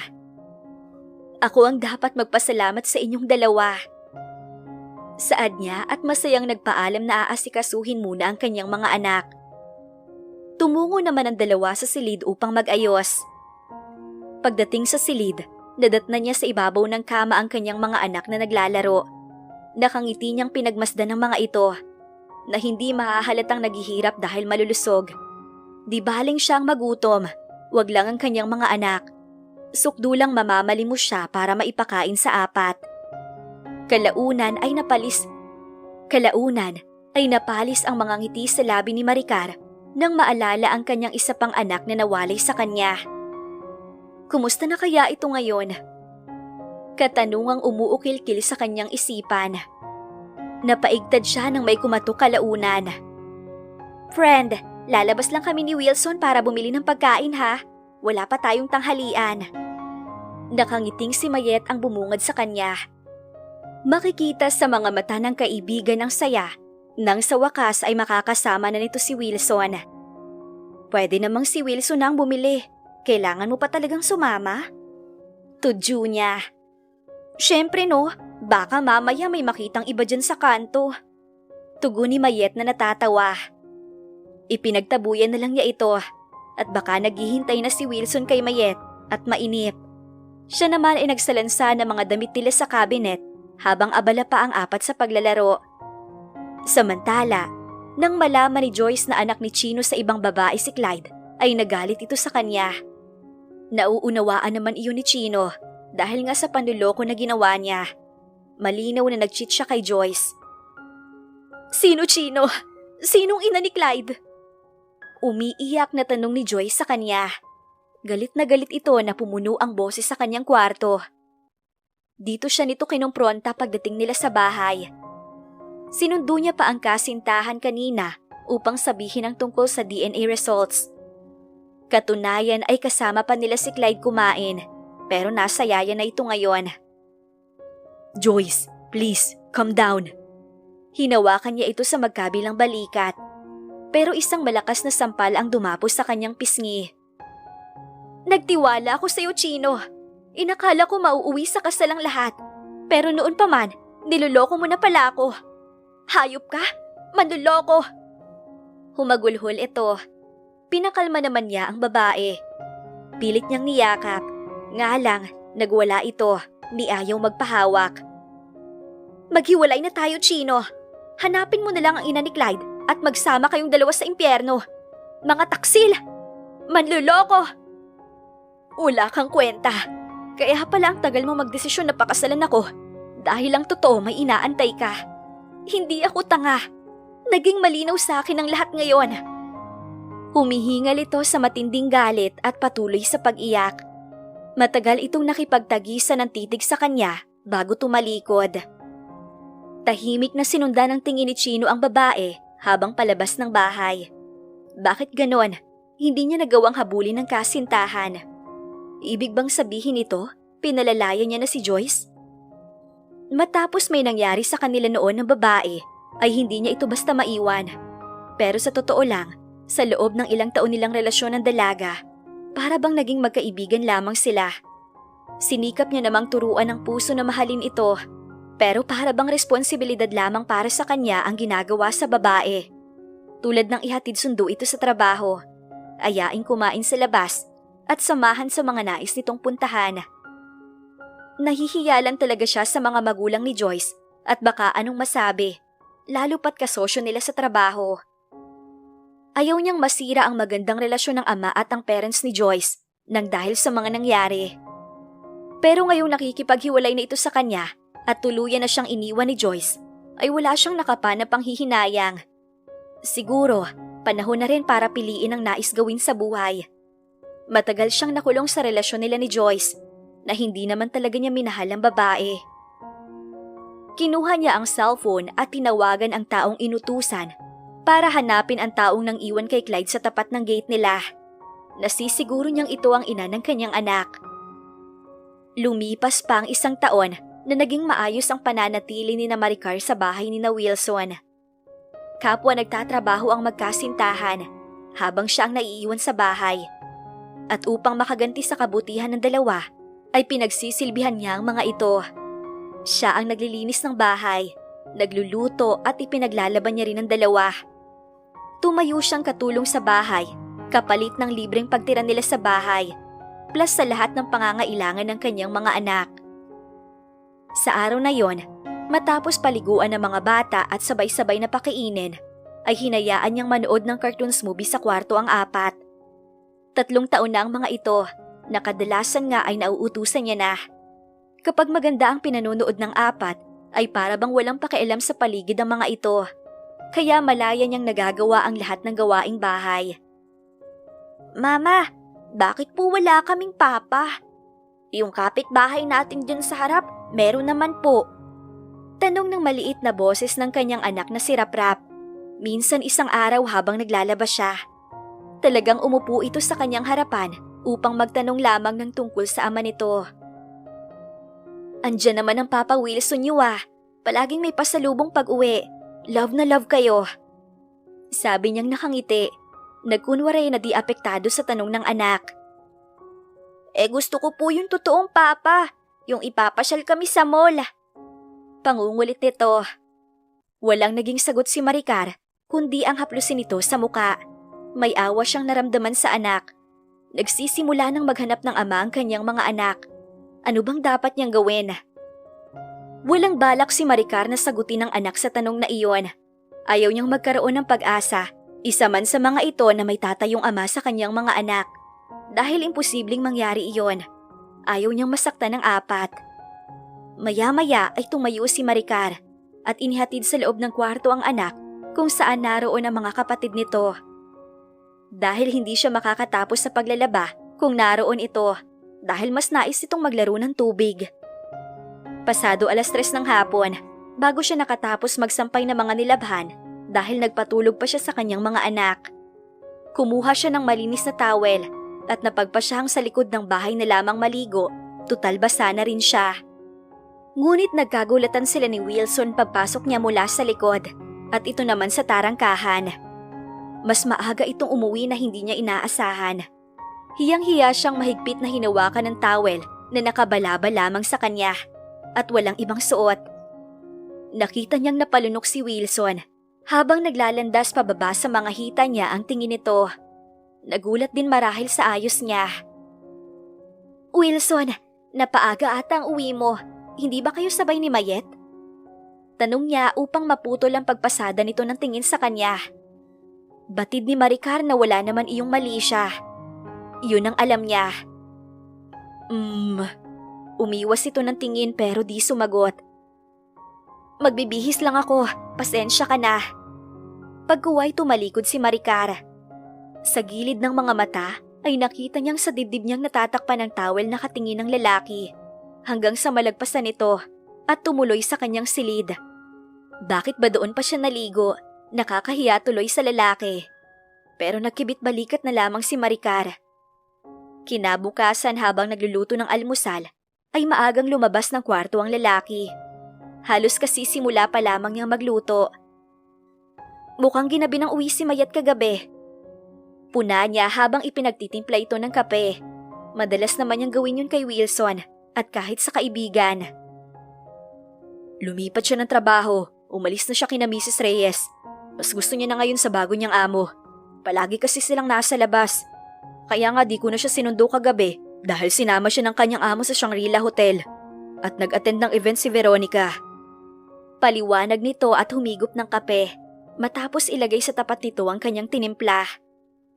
Napakunot ng noo si Maricar. Sino si Veronica? Curious niyang tanong.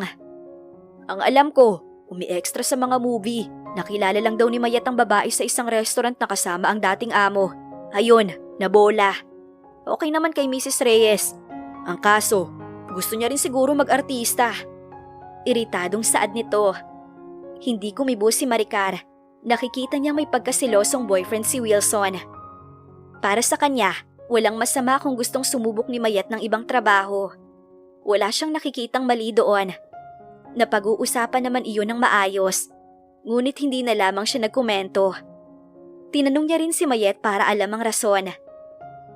Nag-usap naman kami bago ako lumipat ng trabaho. Pero alam mo ba, friendship, malaki ang sahod kay Ma'am Veronica. Isa pa, wala akong gaanong ginagawa, kundi bumuntot sa kanya. Natatawang pagsasalaysay ni Mayet sa kanya. Halatang nag-e-enjoy sa bagong trabaho. Kaso, parang ayaw ni Wilson. Komento niya. Oo, pero ako pa rin ang masusunod dahil kailangan kong kumita ng pera. Lalo at lumalaki na ang mga bata, lumalaki rin ang gastusin. Malumanay nitong sabi. Pakiramdam niya na iipit si Mayet sa isang responsibilidad na hindi naman talaga dapat. Basta, hayaan mo na si Wilson. Nagtatampo lang yun, friendship. Pero magiging maayos din kami. Dagdag nito. Tingin niya hindi mangyayari iyon dahil lumalala pa nga ang di maayos na pagkakaunawaan ng dalawa. Lalo pat halos sunod-sunod na madaling araw nang umuwi si Mayet. Nagsimula na ring umuwi si Wilson ng lasing, kagaya ng gabing iyon. Halos di ito makagulapay. Kagabi, narinig niyang nag-away ang dalawa at dahil yun marahil sa kanila.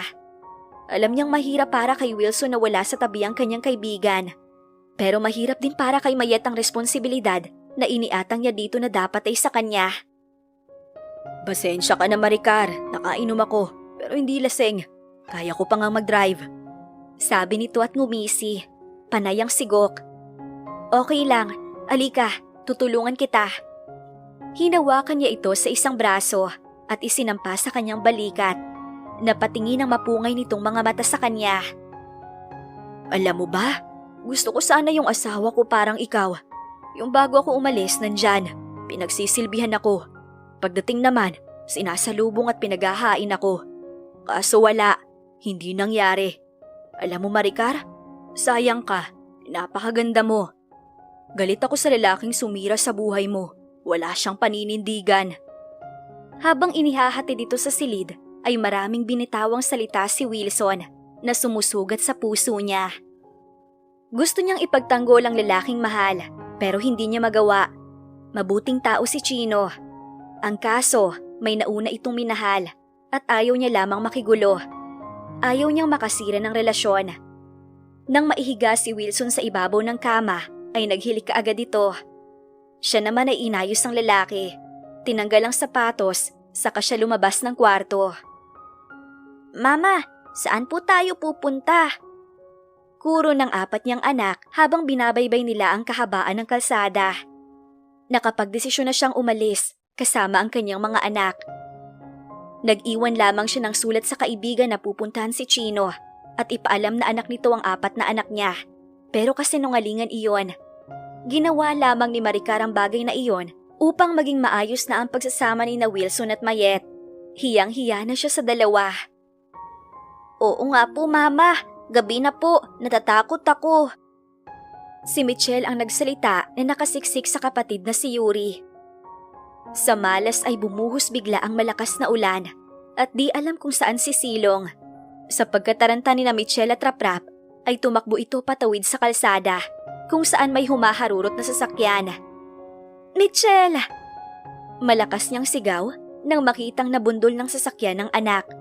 Mabuti nga at napaatras si Raprap. Michelle! Dinaluhong ni Maki at Yuri ang dugoang si Michelle habang si Maricar ay sumisigaw ng saklolo dahil hindi man lang huminto sa pagpapatakbo ng sasakyan ang nakabundol kay Michelle. Pero kahit anong sigaw ni Maricar ay walang nais tumulong sa kanila.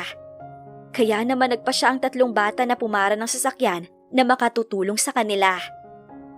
Sakto namang pauwi si Chino sa mga sandaling iyon nang may makitang 3 bata na sinuong ang malakas na ulan habang nagpapara sa gitna ng kalsada.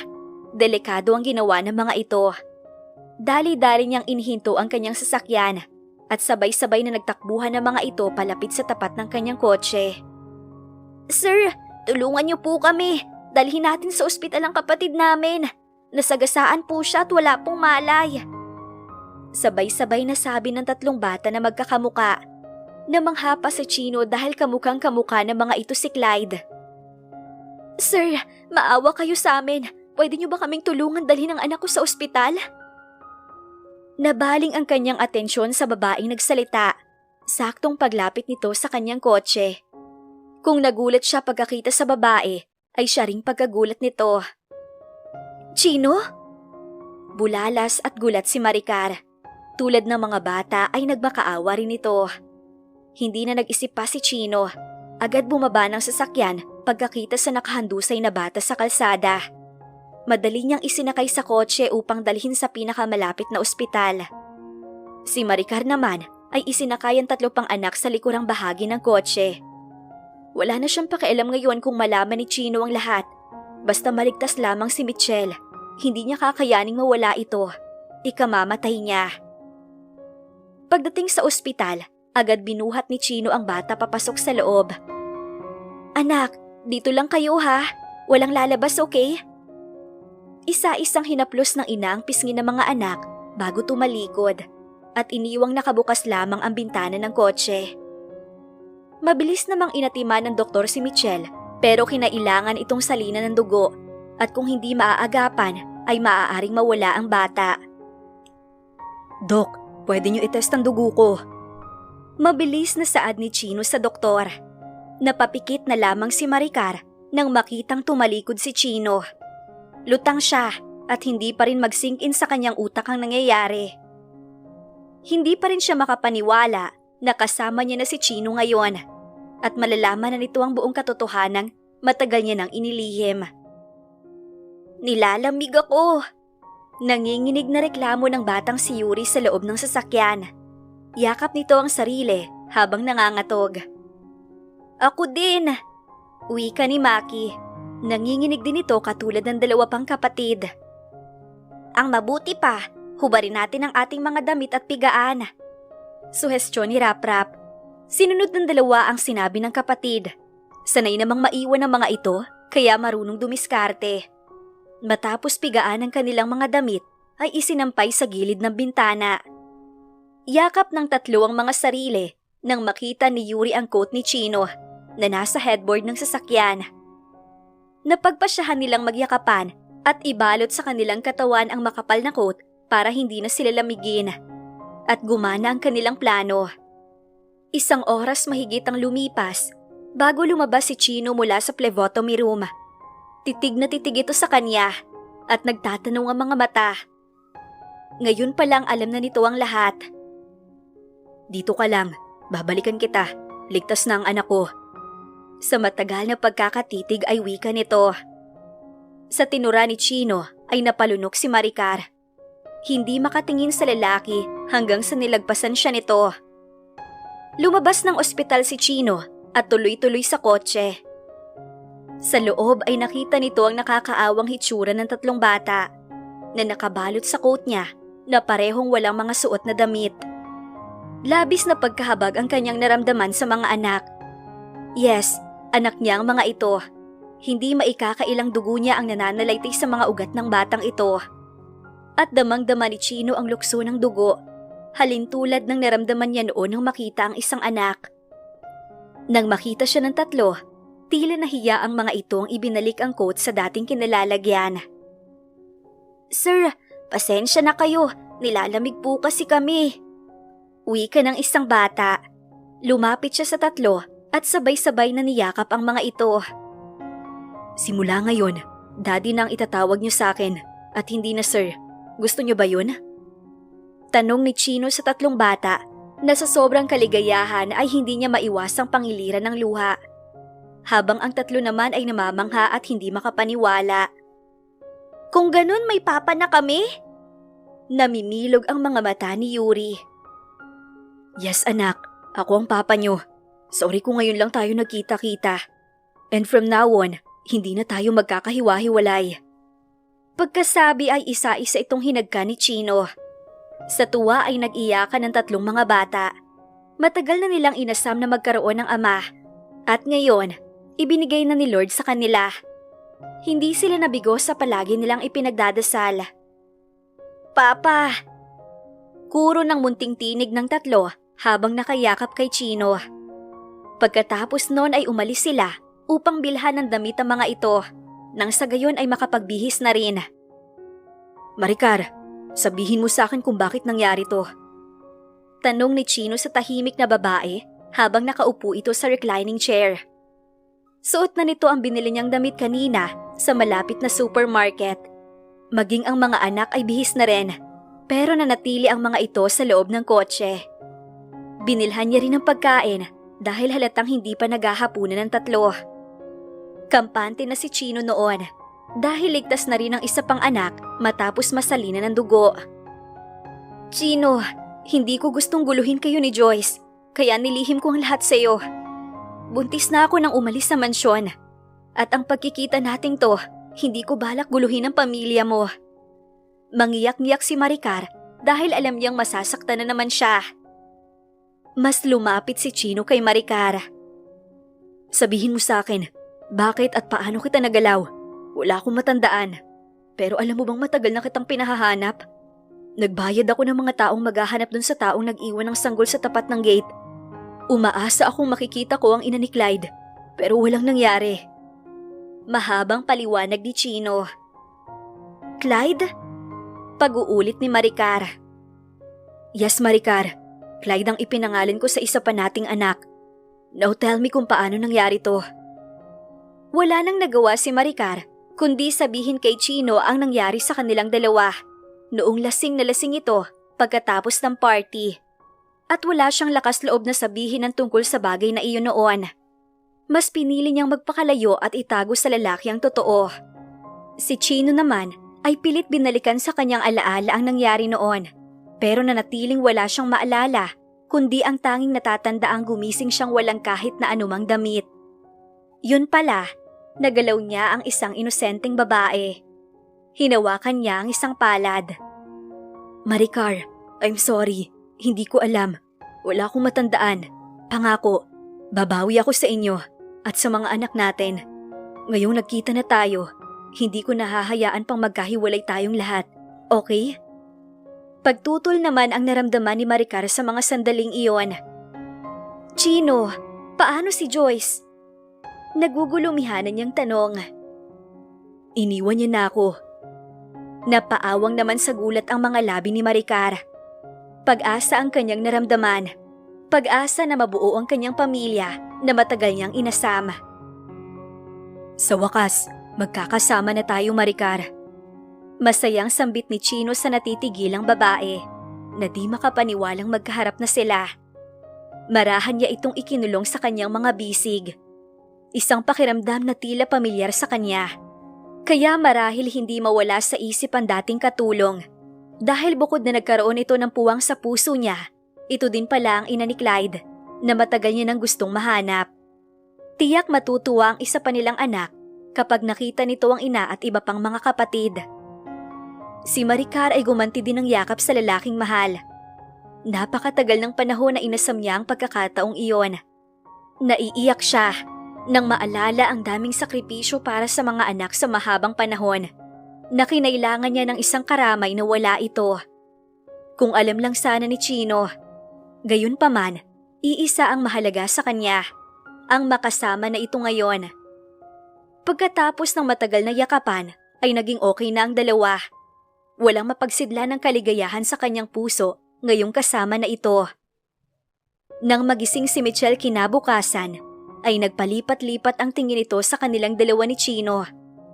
Galo sa siko, braso at muka ang tinamo nito, pero wala namang internal injury na nakita sa CT scan. Bagay na ipinagpasalamat nila.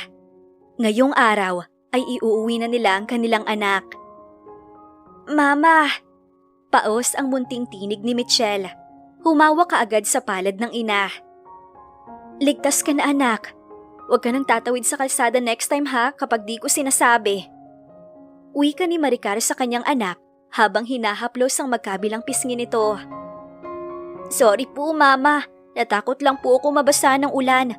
Wala kasi tayong masilungan. Napangwi ito, tanda ng pag-iyak. Inalo kaagad ni Maricar si Michelle. Naawa namang nilapitan ni Chino ang anak at hinawakan ng isang palad nito. Kaya nabaling ang mga mata ni Michelle sa kanya. Hay! Bati ni Chino sa bata. Hindi pa kasi siya nito kilala. Maaaring matakot sa kanyang bata. Sino ka po? Tanong ng maliit na tinig habang nakatingin sa kanya. Ako ang papa mo anak. Napabaling ang nagtatanong nitong mga mata sa ina. Mama, totoo po ba? Naiiyak na naman ito. Di mapigilan ni Maricar na maluha habang tumatango. Oo anak. Bumalik kay Chino ang mga mata nito na ngayon ay namamalisbis na sa luha. Agad niyakap ni Chino ang nag-iisang anak na babae. Dama niya ang sobrang kaligayahan sa puso niya nang yakapin ito, katulad ng naramdaman niya nang akapin ng 3 anak kagabi. Sa araw din iyon, inilabas na nila sa ospital ang bata. Si Maricar ay excited na makita si Clyde. Samantala, si Mayet ay alalang-alala sa mga inaanak at kaibigan nang mabasa ang sulat na iniwan sa kanya ni Maricar. Gustuhin man niyang tawagan ay walang cellphone ng kaibigan. May problema ba? Tanong na lang ng kagigising na si Wilson. Nakita nito ang pagkabalisa niya. Mabilis na iniabot ni Mayet ang papel kay Wilson na may sulat kamay ni Maricar. Bumuntong hininga ito matapos mabasa ang nakasulat sa papel. Pasasalamat. Kasalanan ko to lahat eh. Sabi pa ni Wilson. Maaaring narinig niyo yung pag-aaway natin. Ikaw naman kasi. Paninisi nito sa kanya. Kilala ko si Maricar. Mataas ang pride nun. Sigurado akong hindi niya pupuntahan si Chino. Ang mabuti pa, puntahan natin si Chino para sigurado kung nakausap at nagkita nga sila ni Maricar. Kung wala siya doon, ako mismo magsasabi kay Chino sa lahat. Hindi na muna ako papasok. Pagkasabi ni Mayet nun, ay nagtungo ito sa banyo at maliligo. Ganoon din si Wilson. Samantala, kararating lamang ni Maricar sa malaking bahay at namamangha ang 4 na bata sa lawak ng bakuran na tila paraiso. Wow! Ang ganda dito! Buong paghangang nakadungaw si Yuri at Maki sa bintana ng kotse. At kabado naman si Maricar sa unang pagkikita nila ng anak na si Clyde. Sumalubong kaagad sa kanila ang mga katulong. Nagulat sa dami na batang kasama nila. Maricar? Patanong na sambit ni Manang Ruth at tumingin sa kasama niyang mga bata. Dad, sino sila? Saktong bumaba ng hagdan si Clyde. Nagpalipat-lipat ang tingin nito sa mga kapatid at sa ina. Ang 4 na bata ay nakatingin din kay Clyde. Si Manang Ruth ay tila nahulaan ng lahat. Sapu ang bibig na tila maiiyak sa pagkikita-kita ng mag-aama. Clyde anak! Hindi na napigilan ni Maricar ang maiyak habang dahang-dahang nilalapitan si Clyde upang yakapin. Clyde, she's your mom. At ito ang mga kapatid mo. Emosyonal na sinulyapan ni Chino ang 4 pang anak. Mama! Nanubig ang mga mata ni Clyde habang nakatitig kay Maricar. Ang 4 na bata ay walang kurap na nakatingin kay Clyde. Di makapaniwala na may kapatid pa pala sila. Si Maricar na mismo ang lumapit kay Clyde at niyakap ito. Anak! Sa sobrang saya ni Maricar, na sa wakas ay nayakap at nakita ang anak, ay napaiyak na rin ang babae. Habang ang 4 pang bata ay naiiyak na rin, na nanunood sa mga ito. Buong pusong niyakap ni Chino ang lahat niyang anak, kasama si Maricar. At saka nag-iyakan na rin ang 4 pang mga bata. Maging ang mga katulong ay napaluhas sa reunited ng pamilya. Anong nangyayari dito? Naguguluhang tanong ng lalaking nasa may pintuan at halatang kadarating lang. Dad! Saglit ko mawala si Chino sa mga anak na kinusot ang mga mata. Si Maricar ang ina ni Clyde at kasama niya pang 4 pa naming anak. Si Raprap, si Maki, Yuri at nag-iisa kong anak na babae, si Michelle. Wika ni Chino na ipinakilala agad ang kanyang 4 pang anak. Marahang lumapit ang matanda sa mga apo at isa-isang tinitigan ng mga ito. Nasa mga mata ang pagkamangha dahil magkakamukha nga ang 5 bata. Makikitang iisa ang dugong nananalaytay sa mga ugat nito. Walang iba, kundi mula sa dugong serande. Kaya paanong hindi maniniwala si Norman na mga apo nito ang batang nakatingala rito? Si Maricar ay kabado. Nag-aalalang hindi matanggap ng amo, lalo at malayo ang antas ng buhay nila ni Chino. Mayaman, tinitingala, samantalang siya, katulong ng pamilya. Pero nawala ang kaba niya at takot nang yakapin itong lahat ang kanyang mga anak. Muli na namang nanubig ang kanyang mga mata at napaiyak sa sobrang kaligayahan. Salamat at tanggap nito ang kanyang mga anak. Ngayong kasama niya na si Chino at ang isa pa niyang anak ay masayang masaya si Maricar. Sa kabila ng lahat ng iyon, ang una-unang pagkikita ng magkakapatid ay naging close agad ang mga ito. Ramdam ng lahat na miss ang isa't isa. Mami, dito na po ba kayo titira? Hindi niyo na po ulit ako iiwan? Malungkot na tanong ni Clyde habang nasa kwarto na sila. Nakayakap ito sa kanya at ganun din si Maricar. Hinding-hindi na kita iiwan anak. Nakangiti man ay may luhang namuo sa kanyang mga mata. Salamat po, miss ko po kayo ng sobra. Palagi ko po kayong naiisip. Sabi ni Daddy, nasa work lang kayo at matagal pa bago umuwi. Napasinghot ito ng may tumulong luha. Sorry anak, hindi ko gustong malayo ka, pero kailangan. Pagpapaunawa ni Maricar, alam niyang hindi pa mauunawaan ang lahat ng nangyari sa kanila. Pero ang mahalaga, malaman nito kung gaano niya kamahal ang anak. kahit na malayo ito sa kanya. Clyde anak, magpapahinga muna si Mami. Si Yaya muna ang bahala sa inyo. Wika ni Chino matapos mapahinuhod ang anak. Walang gaanong tulog ang apat na anak, maging si Maricar, kaya nais niya itong hayaan na makapagpahinga. Tumango si Clyde. Opo, Daddy. Bye, Mami. Humalik pa muna ito sa ina, ganun din ang apat na bata, bago sumama sa dalawang yaya. Naiwan sa tahimik na silid sina Chino at Maricar. Chino, salamat. Basag ni Maricar sa katahimikan nilang dalawa sa silid. Wala kang dapat ipagpasalamat, Maricar. Hindi mangyayari to, kundi dahil sa akin. Ako ang dapat magpasalamat.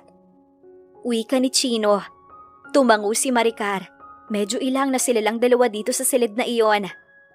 Nagpaalim siyang magbanyo, pero naisip niyang wala siyang damit. Heto, gamitin mo na. Abot ni Chino kay Maricar sa damit na dapat sana ibibigay niyang regalo sa kaarawan ni Joyce.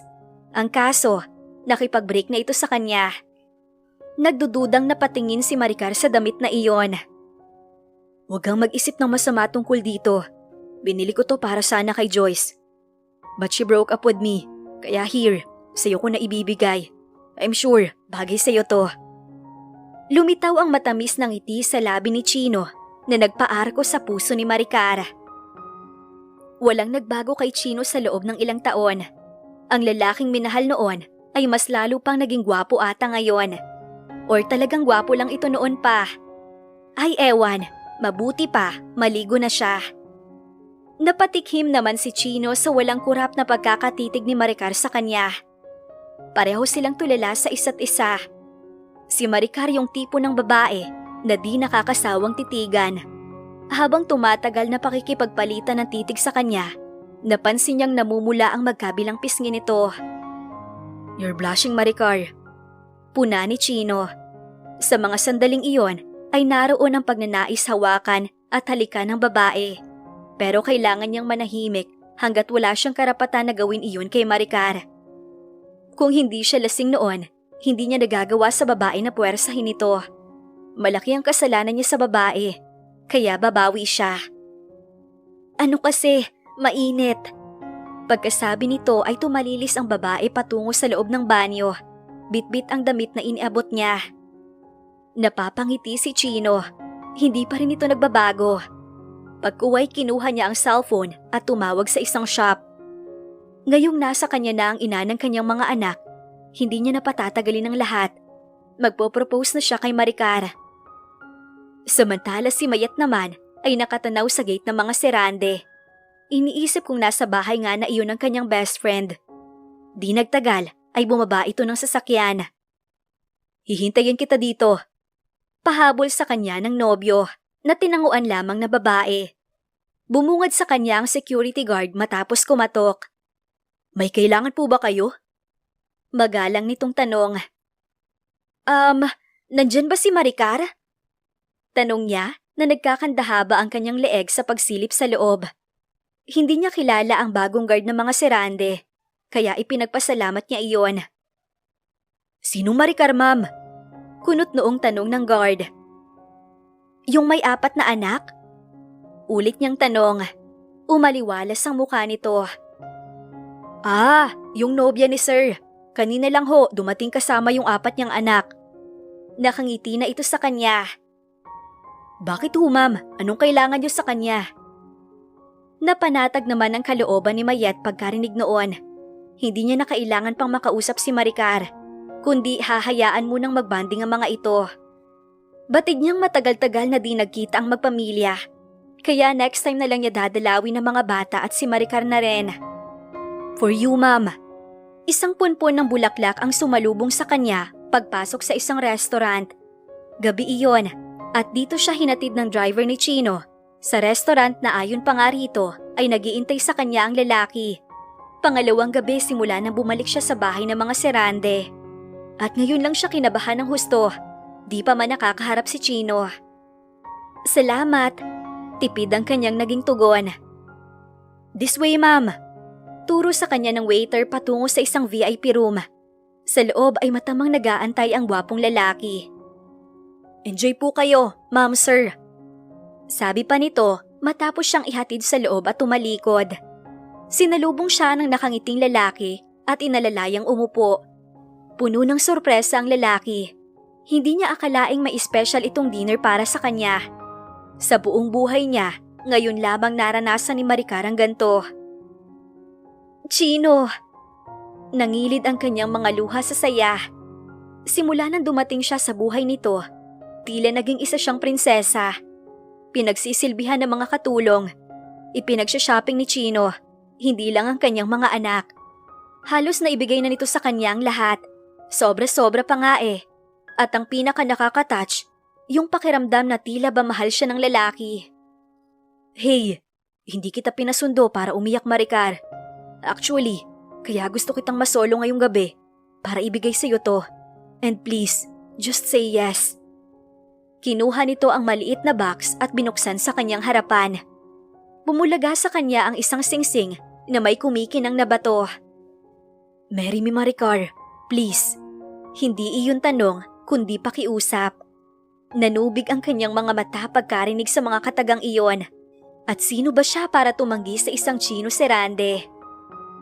Oo, Chino, magpapakasal ako sa'yo. Paulit-ulit niyang tugon na tuluyang umiyak. Tumayo si Chino mula sa pagkakaluhod at niyakap ang babae bago isinuot ang singsing. At pagkatapos, walang palam na siniil nito ng maalab na halik ang mga labi ng nobya. Anas ng lalaki matapos itong halikan na tinugo ni Maricar ng I love you too. Isang buwang preparasyon ay ginanap ang masaya, bagaman simpleng kasal ng couple na sina Chino at Maricar. Congratulations, friendship! Akalain mo yun? Pagkatapos ng mahabang panahon, kayo din pala ni Chino sa huli. Alam mo bang ako ang pinakamasayang tao sa buong mundo ngayon? Emosyonal si Mayet habang niyayakap siya. Nasa venue sila ngayon at sinamantala nitong malapitan siya. Hindi kasi sila nagkaroon ng pagkakataong makapag-usap sa simbahan dahil sa mga bisitang sumalubong sa kanila ni Chino. Napakasarap ng pakiramdam na ngayon kasama niya na ang lalaking mahal at buo na ang kanyang pamilya. Salamat, Mayet. Kayo ni Wilson, kailan ang plano niyong magpakasal? Tanong niya sa kaibigan. Kahit papaano ay bumabawi siya ngayon sa kaibigan.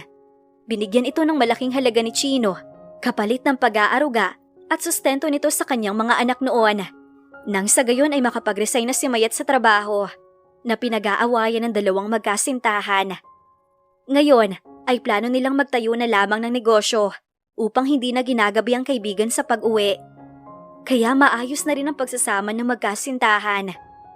Pareho na silang masaya sa piling ng kanilang mga mahal sa buhay. Pinaplano palang friendship, madali lang naman magpakasal. Getting to know each other muna. Mahirap na, walang anal sa Pinas. Biro ni Mayet na tumawa. Nagkatawanan sila. Maya-maya, lumapit sa kanya sina Chino at Wilson. Best man ito si Wilson at bridesmaid naman niya si Mayet. Sa maiksing panahon ay nagkapalagayan ng loob sina Wilson at Chino.